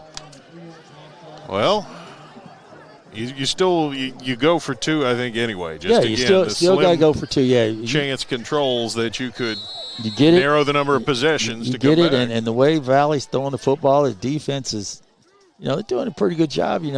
They can hold them right there, throw a couple incomplete passes, stop the clock from running. They're having some real trouble getting aligned here. Well, they haven't used much of this set here in the second half, so they're probably thinking. Smith sends a motion man. Everybody's to the right, and now he rolls left, and he throws, and he had a man open, and he didn't get him the ball. It's incomplete.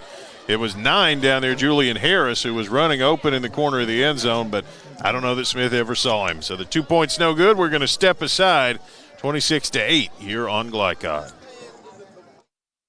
You want the right agents for your real estate? Choose the Van Treese team with Semin & Realtors, Louisville's oldest and largest real estate firm. Former University of Louisville basketball star Stephen Van Treese and his wife Laura have put their diverse and combined expertise to work in helping you buy or sell your house. Contact the Van Treese team at 502-468-1463 or visit them online at vantreeseteam.semin.com. Semin & Realtors, always one step ahead.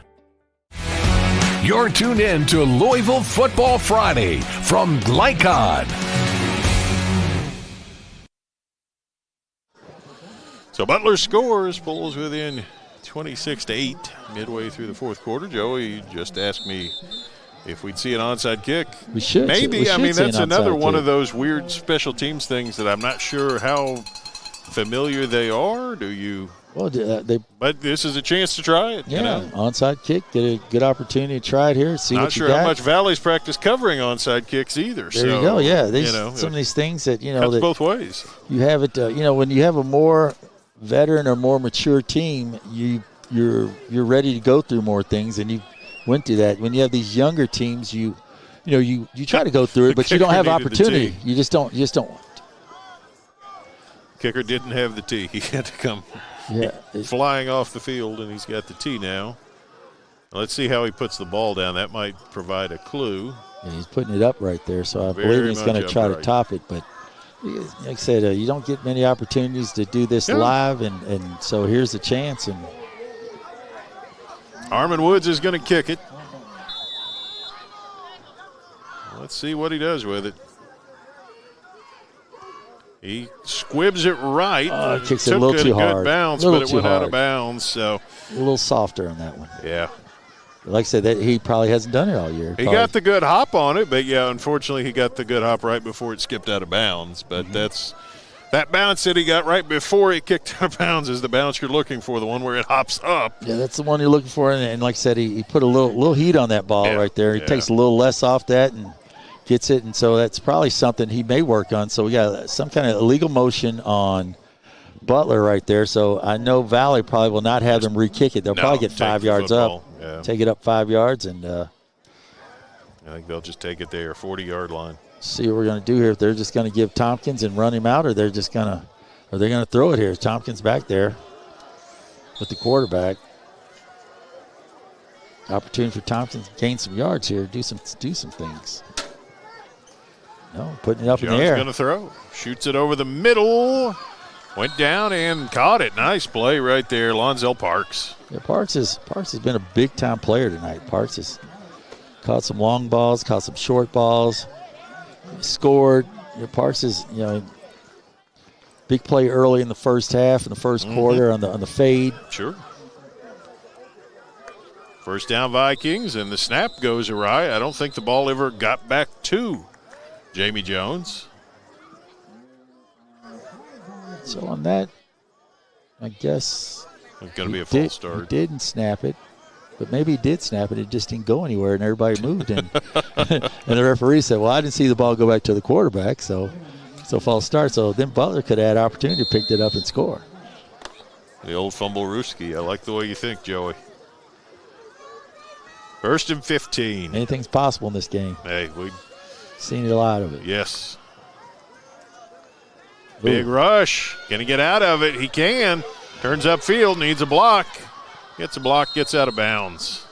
Nice He's job smart there. about that, too. He is definitely one of those guys who knows when to get the extra yard and when to get out of bounds. He's got a good mentor. He's got a good coach there. He's got Demarcus Smith right there. Smith is an excellent quarterback. He did a good job, and he's got a good teacher. He's probably sat there, and they probably all summer went over probably everything. Probably short yards, long yards. When you scramble out, throw it away, run out of bounds. It looks really primed. Jones deep shot. He's got a man out there.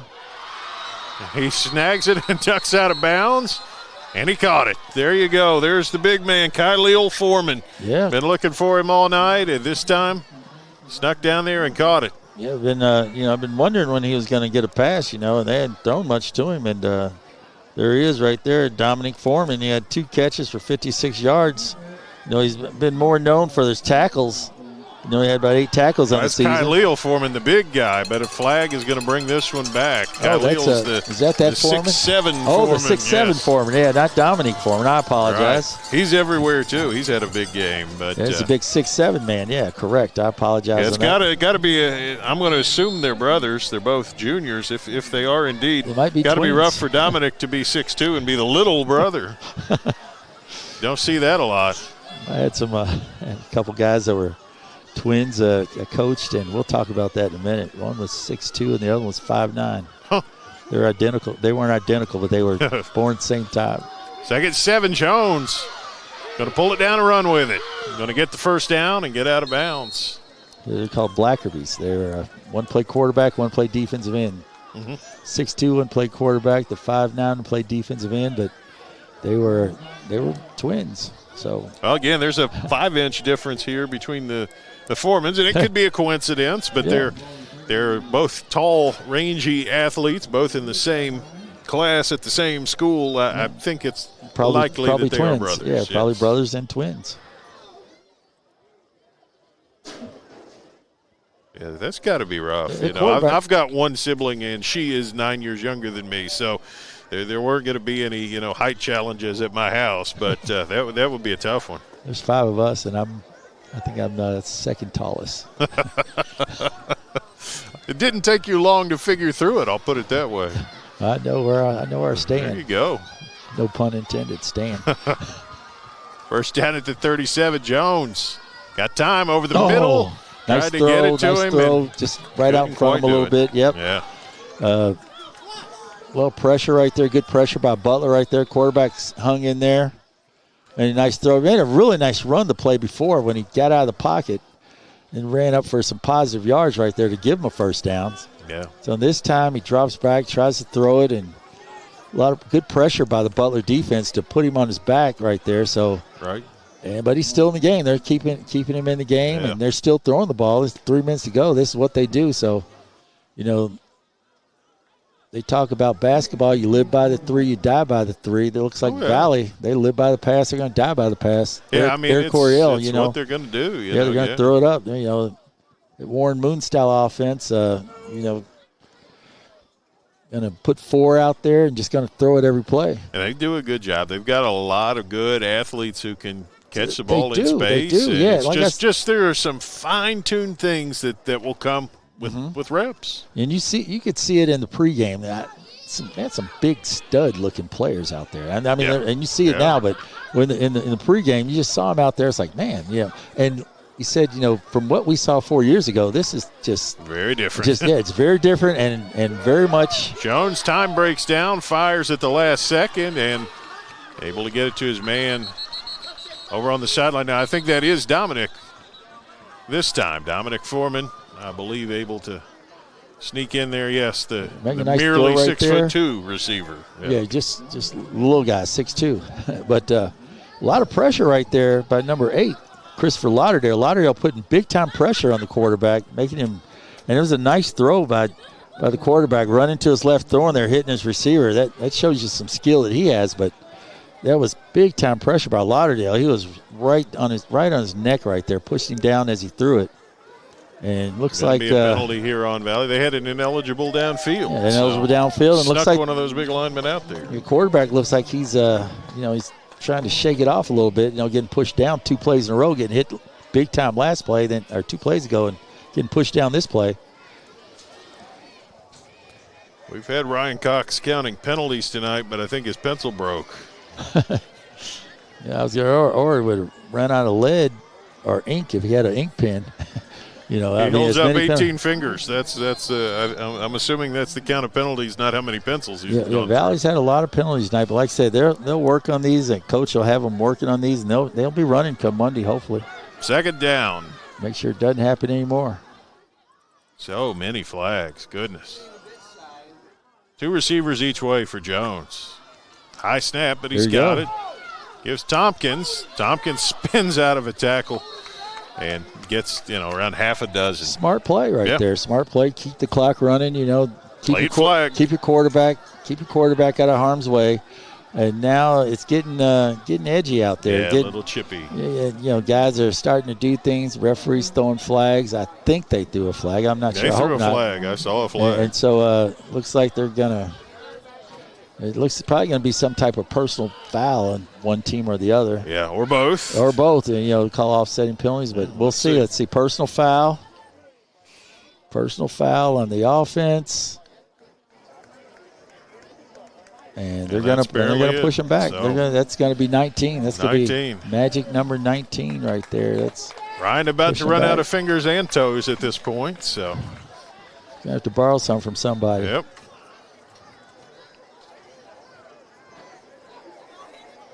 And at 2:52 there, you just want to run the ball, just try to get what you can get, run the clock out. You've got a victory here tonight, unless something, we've seen crazier things happen as like on Sunday night with the Ravens and the Bills. We saw some crazier things, but you want to think that right now you've got the game where you want to work on your run game. Just want third and a mile here, and Jones is going to chuck one. He's got a man out there, but he's got a sideline out there as well. It's incomplete. That'll bring on a punting situation. Will they punt it? You never know. They snap it over his head. But, fortunately, they did not get the last one. Butler didn't get the 2-point conversion. One. Yeah, that we'll see. That would have made it real interesting if Butler could have scored. Yeah, because you could be in position here to get back to a one-score game. But in any case, a very nice first half for Valley and a pretty lackluster second. I think they've lost interest in the quarterbacks. The receivers he's hit several receivers here tonight in the second half, right in the hands. So, you can't really fault him at that. So when you say lackluster second half, it's like he's hit them in the hands and they've dropped the ball. So well, the Butler defense has a lot to do with that too. Butler's done a really good job on defense. Yeah, like I said, they've coming into the game, they had eight quarters where they've only given up 6 points, and they have a goal line stand here tonight. Just giving up a couple big plays. Young guys giving them a couple big plays. Other than that, they've done a pretty good job. Done a real good job here tonight. Punter is Nichols. They get it through to him, and he gets it out of there, and that's a sailing high, gorgeous kick. It's going to take a very nice bounce. Well, it kicks up now. But Nichols getting more comfortable out there, and this one is down at about the 21-yard line. Getting a few more reps, got their leg loosened up a little bit. He sailed these last couple of punts. They've really taken off for a guy who looked like he was just hanging on for dear life the first couple of times. He's really gotten some nice. He was ice cold coming off the bench, and now he's loosened that leg up. Loose that leg up. Now he's like, I'm ready to go. He says, it's not something that you want to do, but say, hey, coach, if you need me, I'm loose. Let's go get it. I'm ready to work on my average. Here you go. Let's see what the Bears have got. The one thing about it is running Wildcat is not conducive to a 2-minute approach. Correct. And that's what I said at the beginning of the third quarter. It's not going to help you score quickly. I mean, it's slow and steady. It was positive, but you've almost got to be perfect. You've almost got to be perfect. James got a seam. James got a big seam. James might go to the house. Can they catch him? We'll see. No, they don't. He's gone. How about that? Nice play by James. Nice play. You had two guys pulling right there, and there was nobody there for them to block. The whole defense went to the left. They followed the back he faked to, James comes to the left. He's got two big blockers right in front of him. Nobody there. Outruns the linebacker. Kind of safety. He doesn't really stiff arm, but just gets away enough from him for a touchdown. And that's going to be from the 37-yard line. That's going to be a nice. No, it wasn't run. the 37. It was actually the 22, so 78 yards. Wow. That helps the yards per carry number right there. It boosted big time right there. Boy, if they had gotten that too the last time, we would really be in an interesting spot right here. And like I said, maybe you found a new offense for your team. Working on this. I think so. Cornish this time going to go for two. Cornish, direct snap. Here he goes. Trying to get outside. Can he cut it up? He can. Maybe. Touchdown. Gives it to him. Yeah, got it across the line. Goodness, what a nice play right there. Nice play. Gets it in there.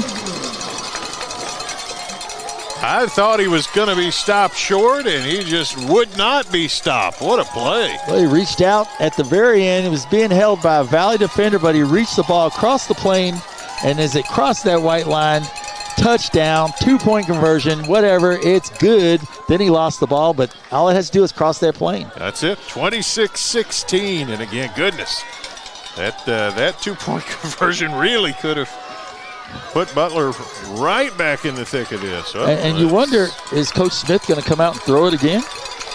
Are they going to throw it again? If he continues to throw it. That's a good question. Continue to throw it, and it's a nice, what you said, 72-yard run? 78. 78-yard run. That's really going to boost the average right there. And, now that number 17, the kicker here, now that Dayton Spalding had a little work. He got a little warm up there. Maybe he'll take a little bit off of this one. It's Armin Woods. Actually. Oh, I'm sorry. Armin Woods, number 17. Is that Armin Woods? No, Woods is 21. There he is. Okay, and 17 kicked it last time. Is Woods kicking it this time? Woods. Okay, Woods kicking. I apologize. Or is that Braden's? No. Here he comes. Runs up on it. This one is loose, but then covered up very well. Good job by the Valley return team to just get on the ball. Braden Soul, 21. There you go. Braden Soul kicks that one for Butler and gets that one and just kicks it a little too hard right there. Okay. I've called him the Armin Woods all night. It's 21, and that's been Braden Soul. So, yeah. And he just puts a little, if he tops that, I think he kicked it a little bit. He look his style points now. He got 10 for style points. He's figuring it out. I mean, yeah. He runs over to the side. I thought he was kicking a PK or some penalty kick in soccer. Style points on that, but just came through and just kicked a little bit too hard. Butler says, let's try it one more time. Let's see if we can get you another shot at it. But see how it goes. They're going to just hand it off this time. Tompkins left side. Big gain down the sideline. I don't know if they're going to call it. Yeah, face mask. There it comes all the way across the field. 15-yard face mask right there. And, there's an element of feeling like they could have done this at any point. Just give it to Jordan Tompkins and let finish Tompkins this one boost off. his average, Yeah. They could do that at any time, and 15-yard penalty, you're going to tack that on right there. And if you're Butler here, you're kind of maybe kicking yourself a little bit by saying maybe we should have made this shift a little bit sooner. Maybe. Yeah, well, we found something tonight. He said, hey, we found something. Maybe we can use this. PRP will have fits with this next week. And if especially if you can get a 6-0 lead or 10-0, 14-point lead, something like that, and you control the ball like that, or an even game right there, where it's 7-7 or 0-0, you control the ball like that. That'll be to Butler's favor right there. Oh, absolutely. So I know Coach is he's proud of his team. You can tell you can hear the fans over here. They're very excited about what's going on here. Them basically finding a new offense. Yeah. So after the big run and the penalty, first down at the 15-yard line. Tompkins took it down to the 30, and the flag moves it half the distance, or 15 yards. I guess it's about the same. Jones going to throw. Going to throw it up. Going to look for his man again. Jones takes a shot. Did he dropped catch it? It was in the breadbasket, but incomplete. Not quite able to haul it in. Lonzel Parks, he was the beneficiary of one earlier that he probably shouldn't have caught, and that one maybe he should have caught. Yeah, he should have caught that one most definitely. Yeah, but that's a tough one right there. The defense is right there. Not an easy play. And he kind of hits right there, hits off his hands once and bats again, and then just lets it go right there. So tough luck right there. But the quarterback put the ball on the money right where his guy could get it. Jones, they hand it off inside, and not much there. I think that was Ladd on the carry. Able to pick a few yards. Ladd putting in solid work tonight, offense and defense right there, and looks like going to be a timeout there by Butler. Yeah, you might as well. You don't take them with you. And that's right. We won't take them with us either. 26-16. Butler's cut into the lead. We'll be back here on Glycod.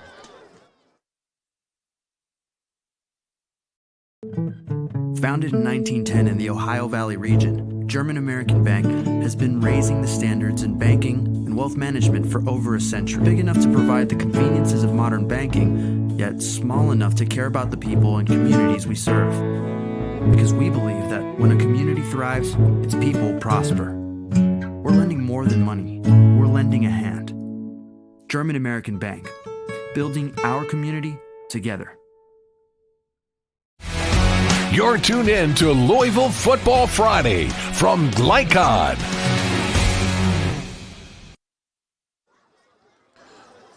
Butler rebounding to make this one interesting, and we're going to have a third down play coming up, and we'll see how close to the vest Coach Smith wants to go. You definitely applaud this Butler defense the way they played all night.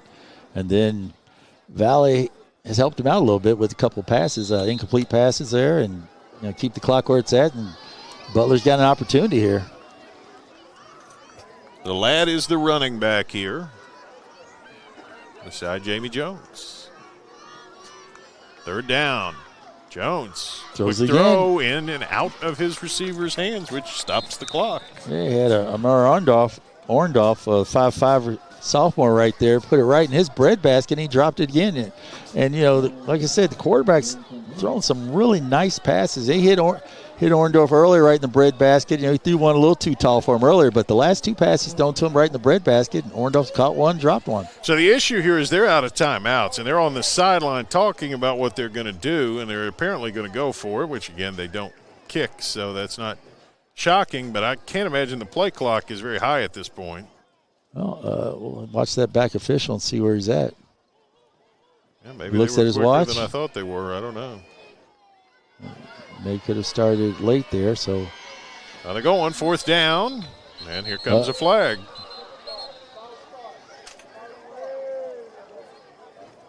Somebody's got 12 people on the field. Oh, yeah, they're counting, yep.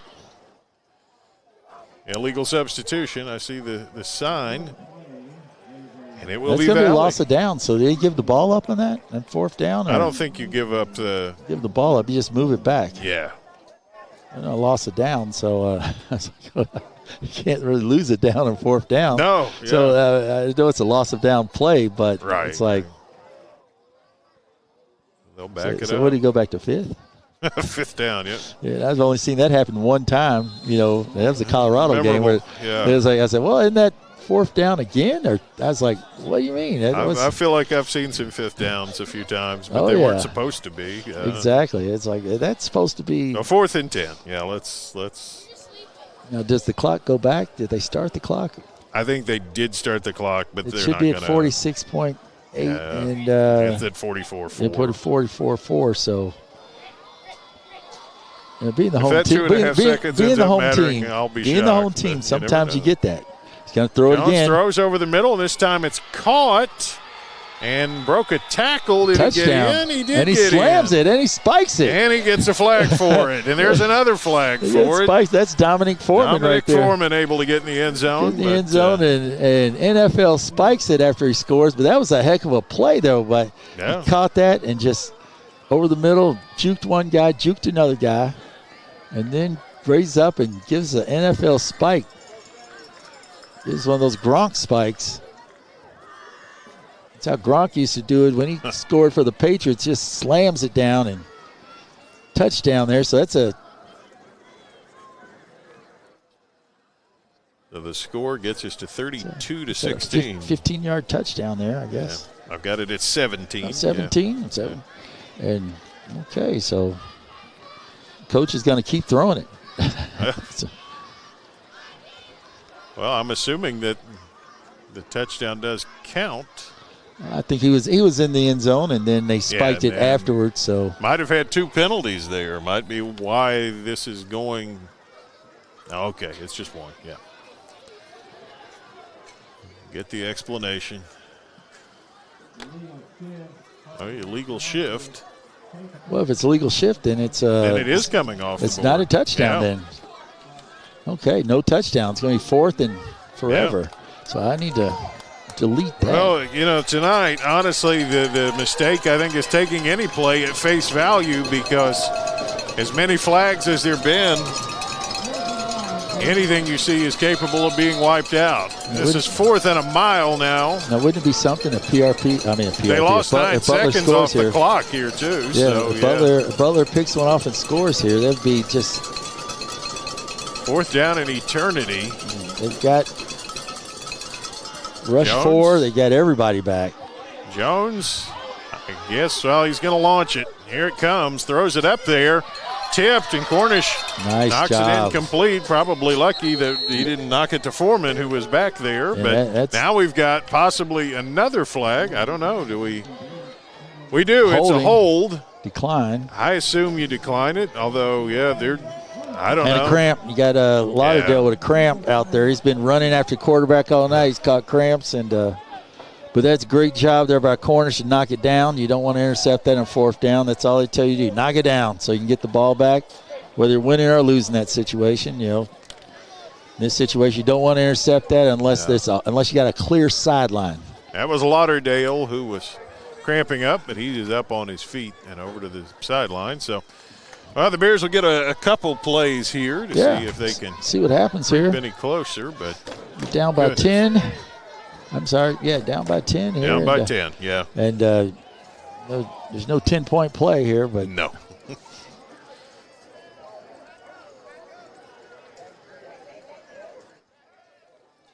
Given the number of penalties in this game, I'll believe it's over when the officials leave the field. So is that 21 or 22? Something like that. 21, 22. He's out of fingers and toes, and so I just know Coach will be working hard. And it looks like they're going to go to victory formation here. Just go ahead and call it. The coach figures no 10-point play here with 24 seconds. I don't know. I guess then again, they're all inside. I don't know. It's just so many people in there tight. James going to go with it. Here goes James. James can run. And they still got a timeout. Gained a handful of yards. Yeah, do you call it? Got a timeout. Is he going to call it? And I think he did. Yeah, well, I mean, they let on that time run off the clock. I thought they were going to call it like with 14 seconds, and he let it get down to 11. Yeah. It's like, ref, call the timeout. I was like, that's the first thing I'm going to say. Call the timeout.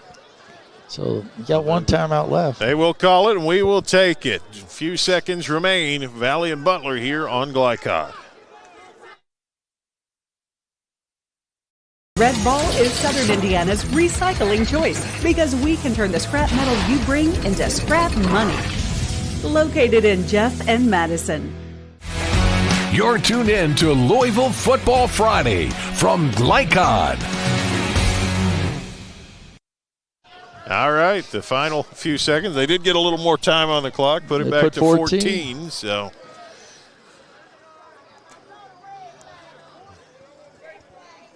I want to thank anybody who has weathered this penalty-laden second half with us. It's usually been a long one. Usually get opportunity to look at a couple scores here. We didn't get a chance to look at any scores tonight, so I'm really interested to see what happened in the Manual game. They and were then a couple ahead other early games. the last I saw, but that was a long time ago. Let's see what happens here in the final 14 seconds. Second down and short. They're all bunched in again, so James is going to go with it. If he can get outside, if he can takes him there. Sends a man in motion. Get outside, get there, here get there, comes. get there. Get the block. He got, I think, the first down. No, they used it last time out, but the clock will stop for the first down. And I saw the DB there kind of just take out the blocker. They called the timeout. We'll keep it here this that's time. the last timeout right there. So they're done with timeouts. And if you can get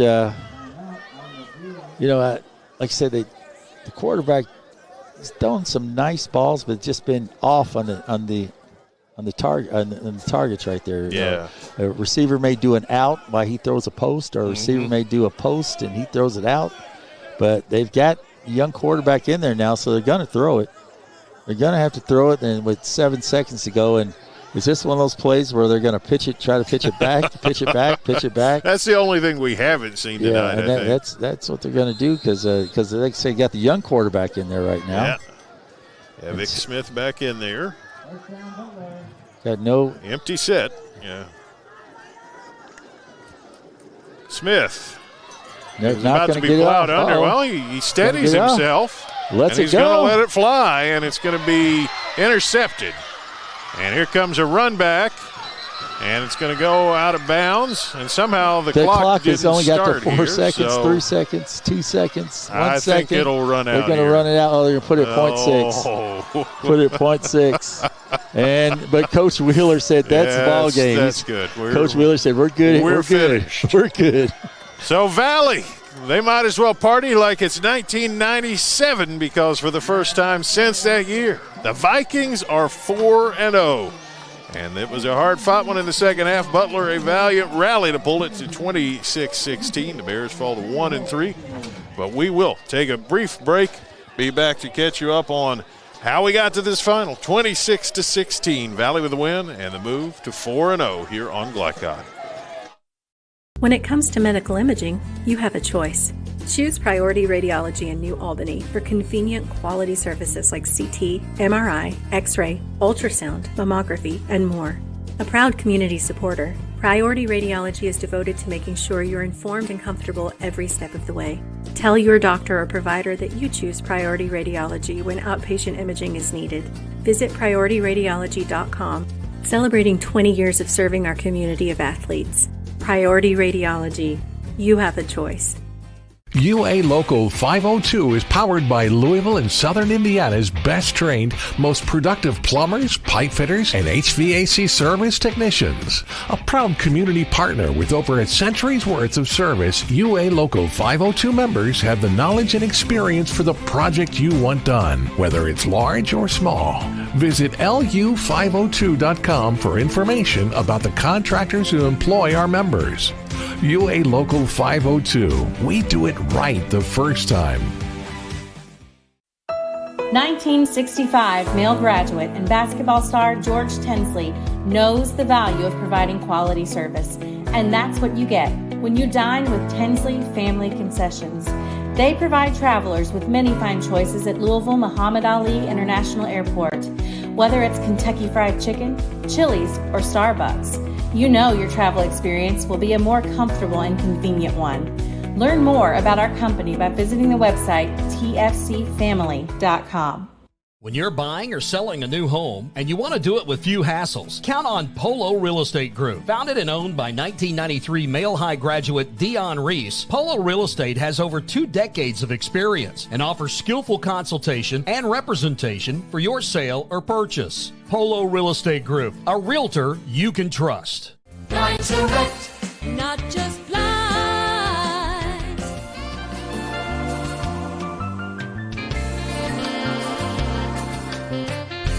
Blind Direct, not just blinds. Red Ball is Southern Indiana's recycling choice because we can turn the scrap metal you bring into scrap money. Located in Jeff and Madison. Hi folks, Mike Kennedy for HKC Roofing.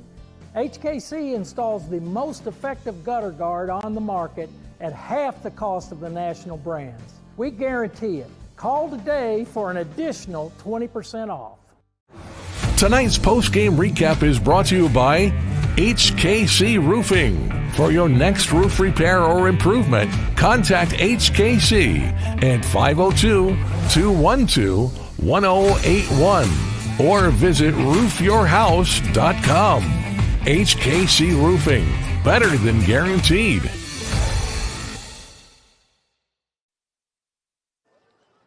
Valley a 26-16 winner over Butler here at Butler. Impressive performance really early for the Vikings. And then Butler kind of turned around, did some positive things in the second half, and probably found an offensive identity, Joe. Yeah, found something that they can work with, that we're going to bunch you in if you're going to do that. We're going to wildcat you. We're going to, you can put 10 in the box, and they can still pull those big guys, and those backs are brutal, and they can find a hole to run through. And like I said, you just said, I think they found an offense tonight, and defense played they played good. Out of the 26 points, they really only gave up one touchdown they didn't give up, and then made a goal line stop, and some youthful mistakes, but those are correctable. Those are very correctable, and they've got a team next week I think they can compete with against PRP. Yeah. They can compete like they competed tonight, but I think PRP may be a little more on their level where they're at right now to compete with. Right. Yeah, I think it looks good off of this second half, and I wouldn't have necessarily said that at intermission, but they stuck to the grindstone, and Coach Wheeler stuck with what got them there. They didn't try to change it up. They didn't try to do a bunch of things and take it off course. They stayed the course, fought the good fight, did what they did defensively and offensively, and made a game out of it, 10-point game out of it. Yeah, absolutely. Good a time as any to tell you tonight's scoreboard. The ticker that you see there on your screen is presented by Holy Smokes and Barbecue and Catering. Tell them the man in the big white hat sent you. 7508 Preston Highway, 502-968-5657. I said at halftime you ducked out that I was going to tell them that Joey Hamilton sent me and see what kind of discount that netted me. So man, they might have kicked you out of there. I told you don't ever come back. Don't ever come back here. Well, Joey with the heads up there, so I've been warned now. Anyway, I told you, I don't. It depends. Well, it really depends. If I had brought Ted Washington and a couple of my buddies with me, because I'm the little guy of the group. I brought some of those guys. They might have told you don't come back either, because those guys will eat you out of house and home. Yeah, I wouldn't take that personal. I've been a couple places, and they told me don't come back, and I'm like, why? They said because those guys you bring with them, they eat too much. Especially at a couple buffets I've been to. So and strangely, I'm not the person he's talking about on this one. So yeah, I'm going to run with that. Yeah, Joey. I've been to a couple guys. It's like, hey, don't bring them back. They eat too much. Like I said, I'm the little guy, so I'm eating the least. But no, tonight's a good opportunity for the Valley Vikings and that community and that school to just pat yourself on the back and be happy, because you've come a long way, and Coach Smith has put you in a place that you haven't seen in a while, and kids can walk in the building with some pride. I'm not to say they weren't prideful, in the past, but a little more. A little more where they walk in the building and everyone kind of pats on the back like, hey, man, you guys are undefeated. Good job. So any of those kids who watch this tomorrow, I'm just going to say 1997, it's a good time to throw back to. There's some good music. Check it out. It was a good time to be a Kentucky fan. Tim Couch was spinning the pigskin in Lexington. Man, do you think we can get him back on Saturday? Those are good times. I was at the Alabama game for that. But 1997 is Juwan Spillman. That's or was it Dante? It was Dante Spillman. Dante Spillman, 1997, Valley High School, led him 13-1. Dante Spillman just catching balls from every which way, returning kicks from every which way, scoring off offense, scoring on defense, 13-1. Just a tremendous time for this Fairdale team, and Coach Fletcher was the head coach there. So you go forward in Valley history, and they're going to say, "Remember 2025 when those guys remember Fletch and Spillman, together. Fletch and the boys, and that's remember Smith and the boys." That's right. Remember, and that's right. Making your own mark. That's what it's about. And we want you guys to don't take this as you've already done something. To keep approaching every game as if you haven't done anything. I'd like to see you do really well this year. Yep. Well, that's the challenge. In 4A. We'll see how it goes. We're going to take a quick break, step aside, be back to recap the scoring. Got some numbers to share as well, and then we'll tell you tonight's most outstanding player. Stay tuned. Valley 26-16 winner over Butler here on Glycon. Jake from State Farm. I would like to formally extend my gratitude for the Russell rate on my insurance. Do you mean surprisingly great rates from State Farm?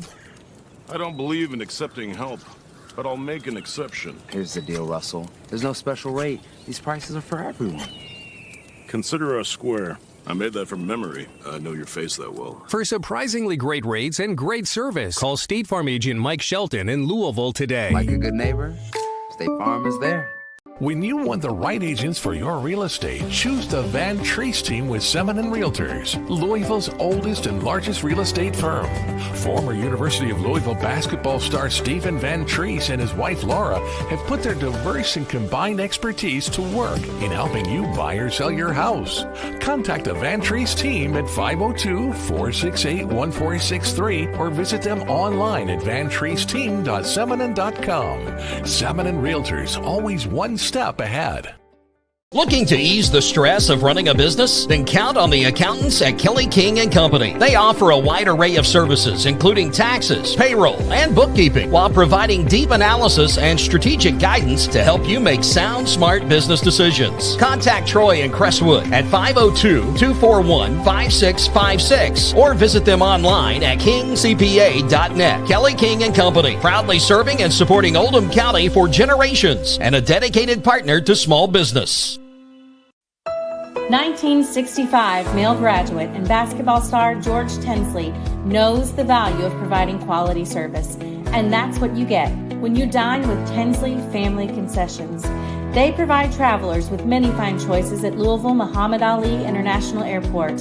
Whether it's Kentucky Fried Chicken, Chili's, or Starbucks, you know your travel experience will be a more comfortable and convenient one. Learn more about our company by visiting the website tfcfamily.com. New recruit, take advantage of our apprenticeship program. Come out of our 4-year course debt-free. With health insurance, a guaranteed pension, a degree, and an electrical license. 3 words I'd use to describe the apprenticeship are opportunity, skillful, educational, solid career path, rewarding, beneficial, and a brotherhood. A life-changing opportunity. The cost of school is free. All your books are paid for. You go to school once every 2 weeks. All the other stuff is on-the-job training. The teachers here are great. They're all very, very knowledgeable. They're preparing you for what you're already seeing in the field. If you're struggling with something in school, sometimes your fellow students can help you work through that. Everyone's willing to help each other. It's like a big family. I love being a part of a union, something bigger than myself. This field is so vast. You can find something that you really love to do because there is so much you can do. I went from a job to a life-changing career. Power up your potential with the IBEW. Founded in 1910 in the Ohio Valley region, German American Bank has been raising the standards in banking and wealth management for over a century. Big enough to provide the conveniences of modern banking, yet small enough to care about the people and communities we serve. Because we believe that when a community thrives, its people prosper. We're lending more than money. We're lending a hand. German American Bank, building our community together. You're tuned in to Louisville Football Friday from Glycon.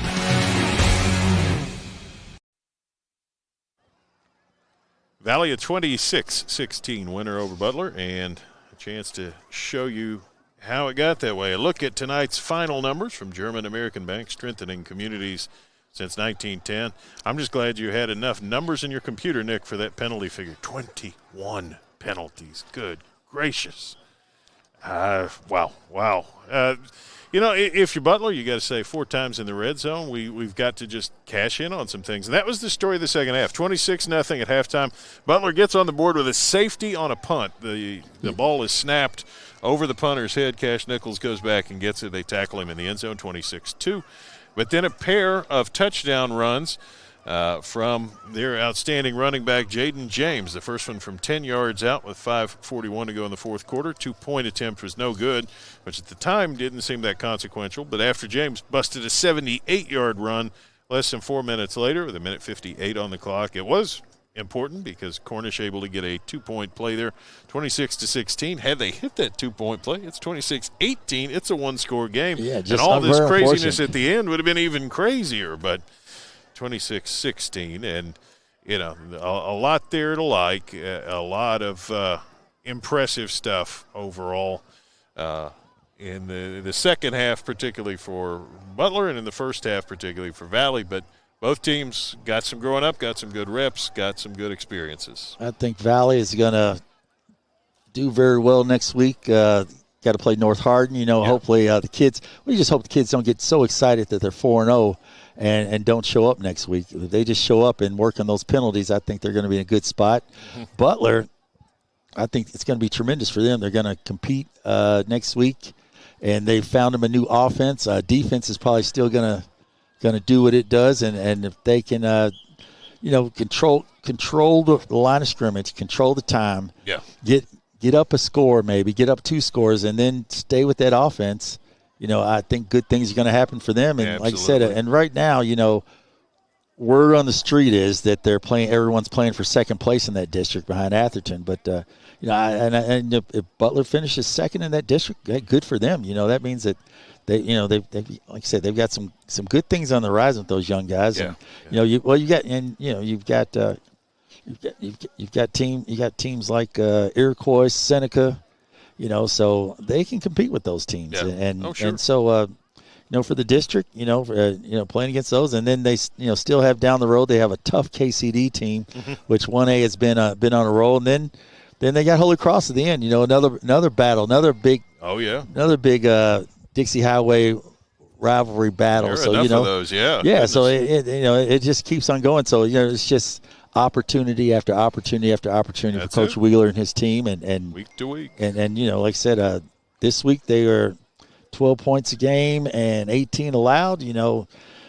Next week they're gonna up that 12 points, a little bit. I mean, they're gonna, defensive wise, that's gonna be a little more. But I think next week the defense with the reps they're showing, I think they can produce some of what they did there the last 8 quarters before they showed up tonight. Sure, absolutely. We're going to take one more break, step aside, and be back to tell you tonight's most outstanding players. Valley 26, Butler 16. You're on Glycod.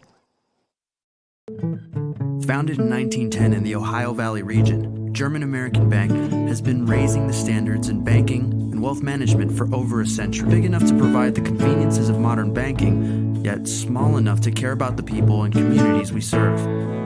Because we believe that when a community thrives, its people prosper. We're lending more than money. We're lending a hand. German American Bank, building our community together. When you're buying or selling a new home and you want to do it with few hassles, count on Polo Real Estate Group. Founded and owned by 1993 Male High graduate Dion Reese, Polo Real Estate has over 2 decades of experience and offers skillful consultation and representation for your sale or purchase. Polo Real Estate Group, a realtor you can trust. Hi folks, Mike Kennedy for HKC Roofing. HKC installs the most effective gutter guard on the market at half the cost of the national brands. We guarantee it. Call today for an additional 20% off. 1965 male graduate and basketball star George Tensley knows the value of providing quality service, and that's what you get when you dine with Tensley Family Concessions. They provide travelers with many fine choices at Louisville Muhammad Ali International Airport. Whether it's Kentucky Fried Chicken, Chili's, or Starbucks, you know your travel experience will be a more comfortable and convenient one. Learn more about our company by visiting the website tfcfamily.com. You cannot depend on Oliver's parallel parking. Hey, you got it, man! But you can always depend on his car starting because he has an Interstate battery. Interstate batteries, outrageously dependable. Come by Interstate Batteries, 1510 Production Road, Jeffersonville. UA Local 502 is powered by Louisville and Southern Indiana's best trained, most productive plumbers, pipe fitters, and HVAC service technicians. A proud community partner with over a century's worth of service, UA Local 502 members have the knowledge and experience for the project you want done, whether it's large or small. Visit lu502.com for information about the contractors who employ our members. UA Local 502. We do it right the first time. Jake from State Farm. I would like to formally extend my gratitude for the Russell rate on my insurance. Do you mean surprisingly great rates from State Farm? I don't believe in accepting help, but I'll make an exception. Here's the deal, Russell. There's no special rate. These prices are for everyone. Consider us square. I made that from memory. I know your face that well. For surprisingly great rates and great service, call State Farm agent Mike Shelton in Louisville today. Like a good neighbor, State Farm is there. You're tuned in to Louisville Football Friday from Glycod. 26-16, Valley a winner here over Butler. And now time to tell you tonight's most outstanding players, brought to you by State Farm Insurance Agent Mike Shelton. Like a good neighbor, State Farm is there. A lot of valuable candidates for both teams, a lot of players worth mulling over, Joey, a lot of good performances. But at the end of the day, it ended up being a night to talk about the running backs, I think. We had a lot of people worth picking, but the guys who carried the football, I think, kind of stood out above the crowd. Number 5, Jordan Tompkins right there. Tompkins came into the game. He didn't have too many carries. We didn't really talk about him too much. Tompkins had like 5 catches for 76 yards, 15 carries for 61 yards, and a TD. He's more so known as a defensive player tonight. Right. He had 10 tackles, and then he comes in and just runs all over, the Butler Bears tonight. He just has an excellent game. They hand him the ball here, he goes there, he scored a touchdown, just did an excellent job. So Jordan Tompkins will be our player of the game for Valley High School. Absolutely. And on the other side, for Butler, it really came in late. They had a great deal of success once they went with a Wildcat offense, and they used a couple of Wildcat quarterbacks, but the guy who made the big plays, Jaden James, able to pick up 2 touchdowns. One of them went for 78 yards. So James well over 100 yards rushing, probably around 150 by the time everything's added up. And, they had some success there with James and Cornish, and James definitely is the guy who I think has the combination. He can be physical and run over some people, or he can get on the outside and make people miss. Yeah, it was a special night for him. He came in the game, 23 carries, 73 yards. And that one run, he had more yards than he had all year. There you go. And 1 touchdown. So, like I said, they found a new offense. I think they can, keep moving in that direction. And like you said, James and Cornish with that right there, then you can get the quarterback on where he can get a little more time. You just need him about another half second, and they can complete some of those balls, and good things will happen. But, congratulations, Jaden James, tonight. Well, coming up next Friday on Glycod, Trinity Mail highlights a great Week 5 presented by the Van Treese team at Semin & Realtors. Always one step ahead. A lot of those good games. Encourage you. Check it out on Twitter/X, however you want to say it, at Glycod, Glycod, or at our website, glycod.com. Joey Hamilton's slipping me the list. Fern Creek at Ballard, another one that we've got. Bryant Station at Tate's Creek, Providence at Charlestown, Anderson County, Carroll County, Meade County at Collins. I've got that Fern Creek Ballard game. That should be a good one. I'll be there too. Competitive teams. I hadn't paid attention, but always good to be back united with my buddy Joey. Always good to be back with all of my Glycod team. Got to thank Nick Landrum, my producer, Steve Bird with production assistance, Joey Hamilton, my analyst, Max Gorley, the cameraman, Ryan Cox, the stat keeper, who's going to have to ice his wrist after tracking 21 penalties tonight. But I want to know, do we get Nick next week? That's what I want to know. All right, Nick is confirmed in. So all right. I threw my hat in there. So there you go. I said we got to have Nick. I didn't have you last week. Check Nick, any of the other broadcasts at your peril, because we got Nick. Yeah, I checked in last week and I didn't have Nick. I was like, man, I didn't get Nick, but that's okay. I mean, the guys did a great job last week. We had fun. We had a good time out there in Collins and Shelby County, but I was like, man, I want Nick. Well, I was hanging out with Nick, so deal with that, Joey Hamilton. Okay, well, make me feel bad about it, too. All right. We'll get this crew back together Jim in a week Terry, and we do it did all a great again. job with Jim. I love Jim and the guys Of course. last week. It's part of a great team on Glycod. Grateful for all these guys, and most of all, grateful for you for watching and listening. Have a great weekend, and we'll see you next week here on Glycod. From Glycod, this has been UA Local 502 Louisville Football Friday. UA Local 502 and the Mechanical Contractors Association of Kentucky. We do it right the first time. Tonight's game was brought to you by Red Ball Recycling, your premier metal recycling solution. HKC Roofing, better than guaranteed. Tinsley Family Concessions, commitment to quality. Polo Real Estate Group, a realtor you can trust. German American Bank, building our community since 1910. State Farm Insurance Agent Mike Shelton. Like a good neighbor, State Farm is there. Anderson Sales and Service, a top choice for homeowners and lawn professionals. And by Interstate Batteries and Holy Smokes Barbecue.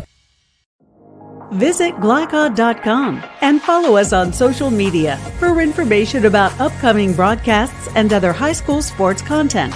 Thank you for watching this live sports presentation on Glycod.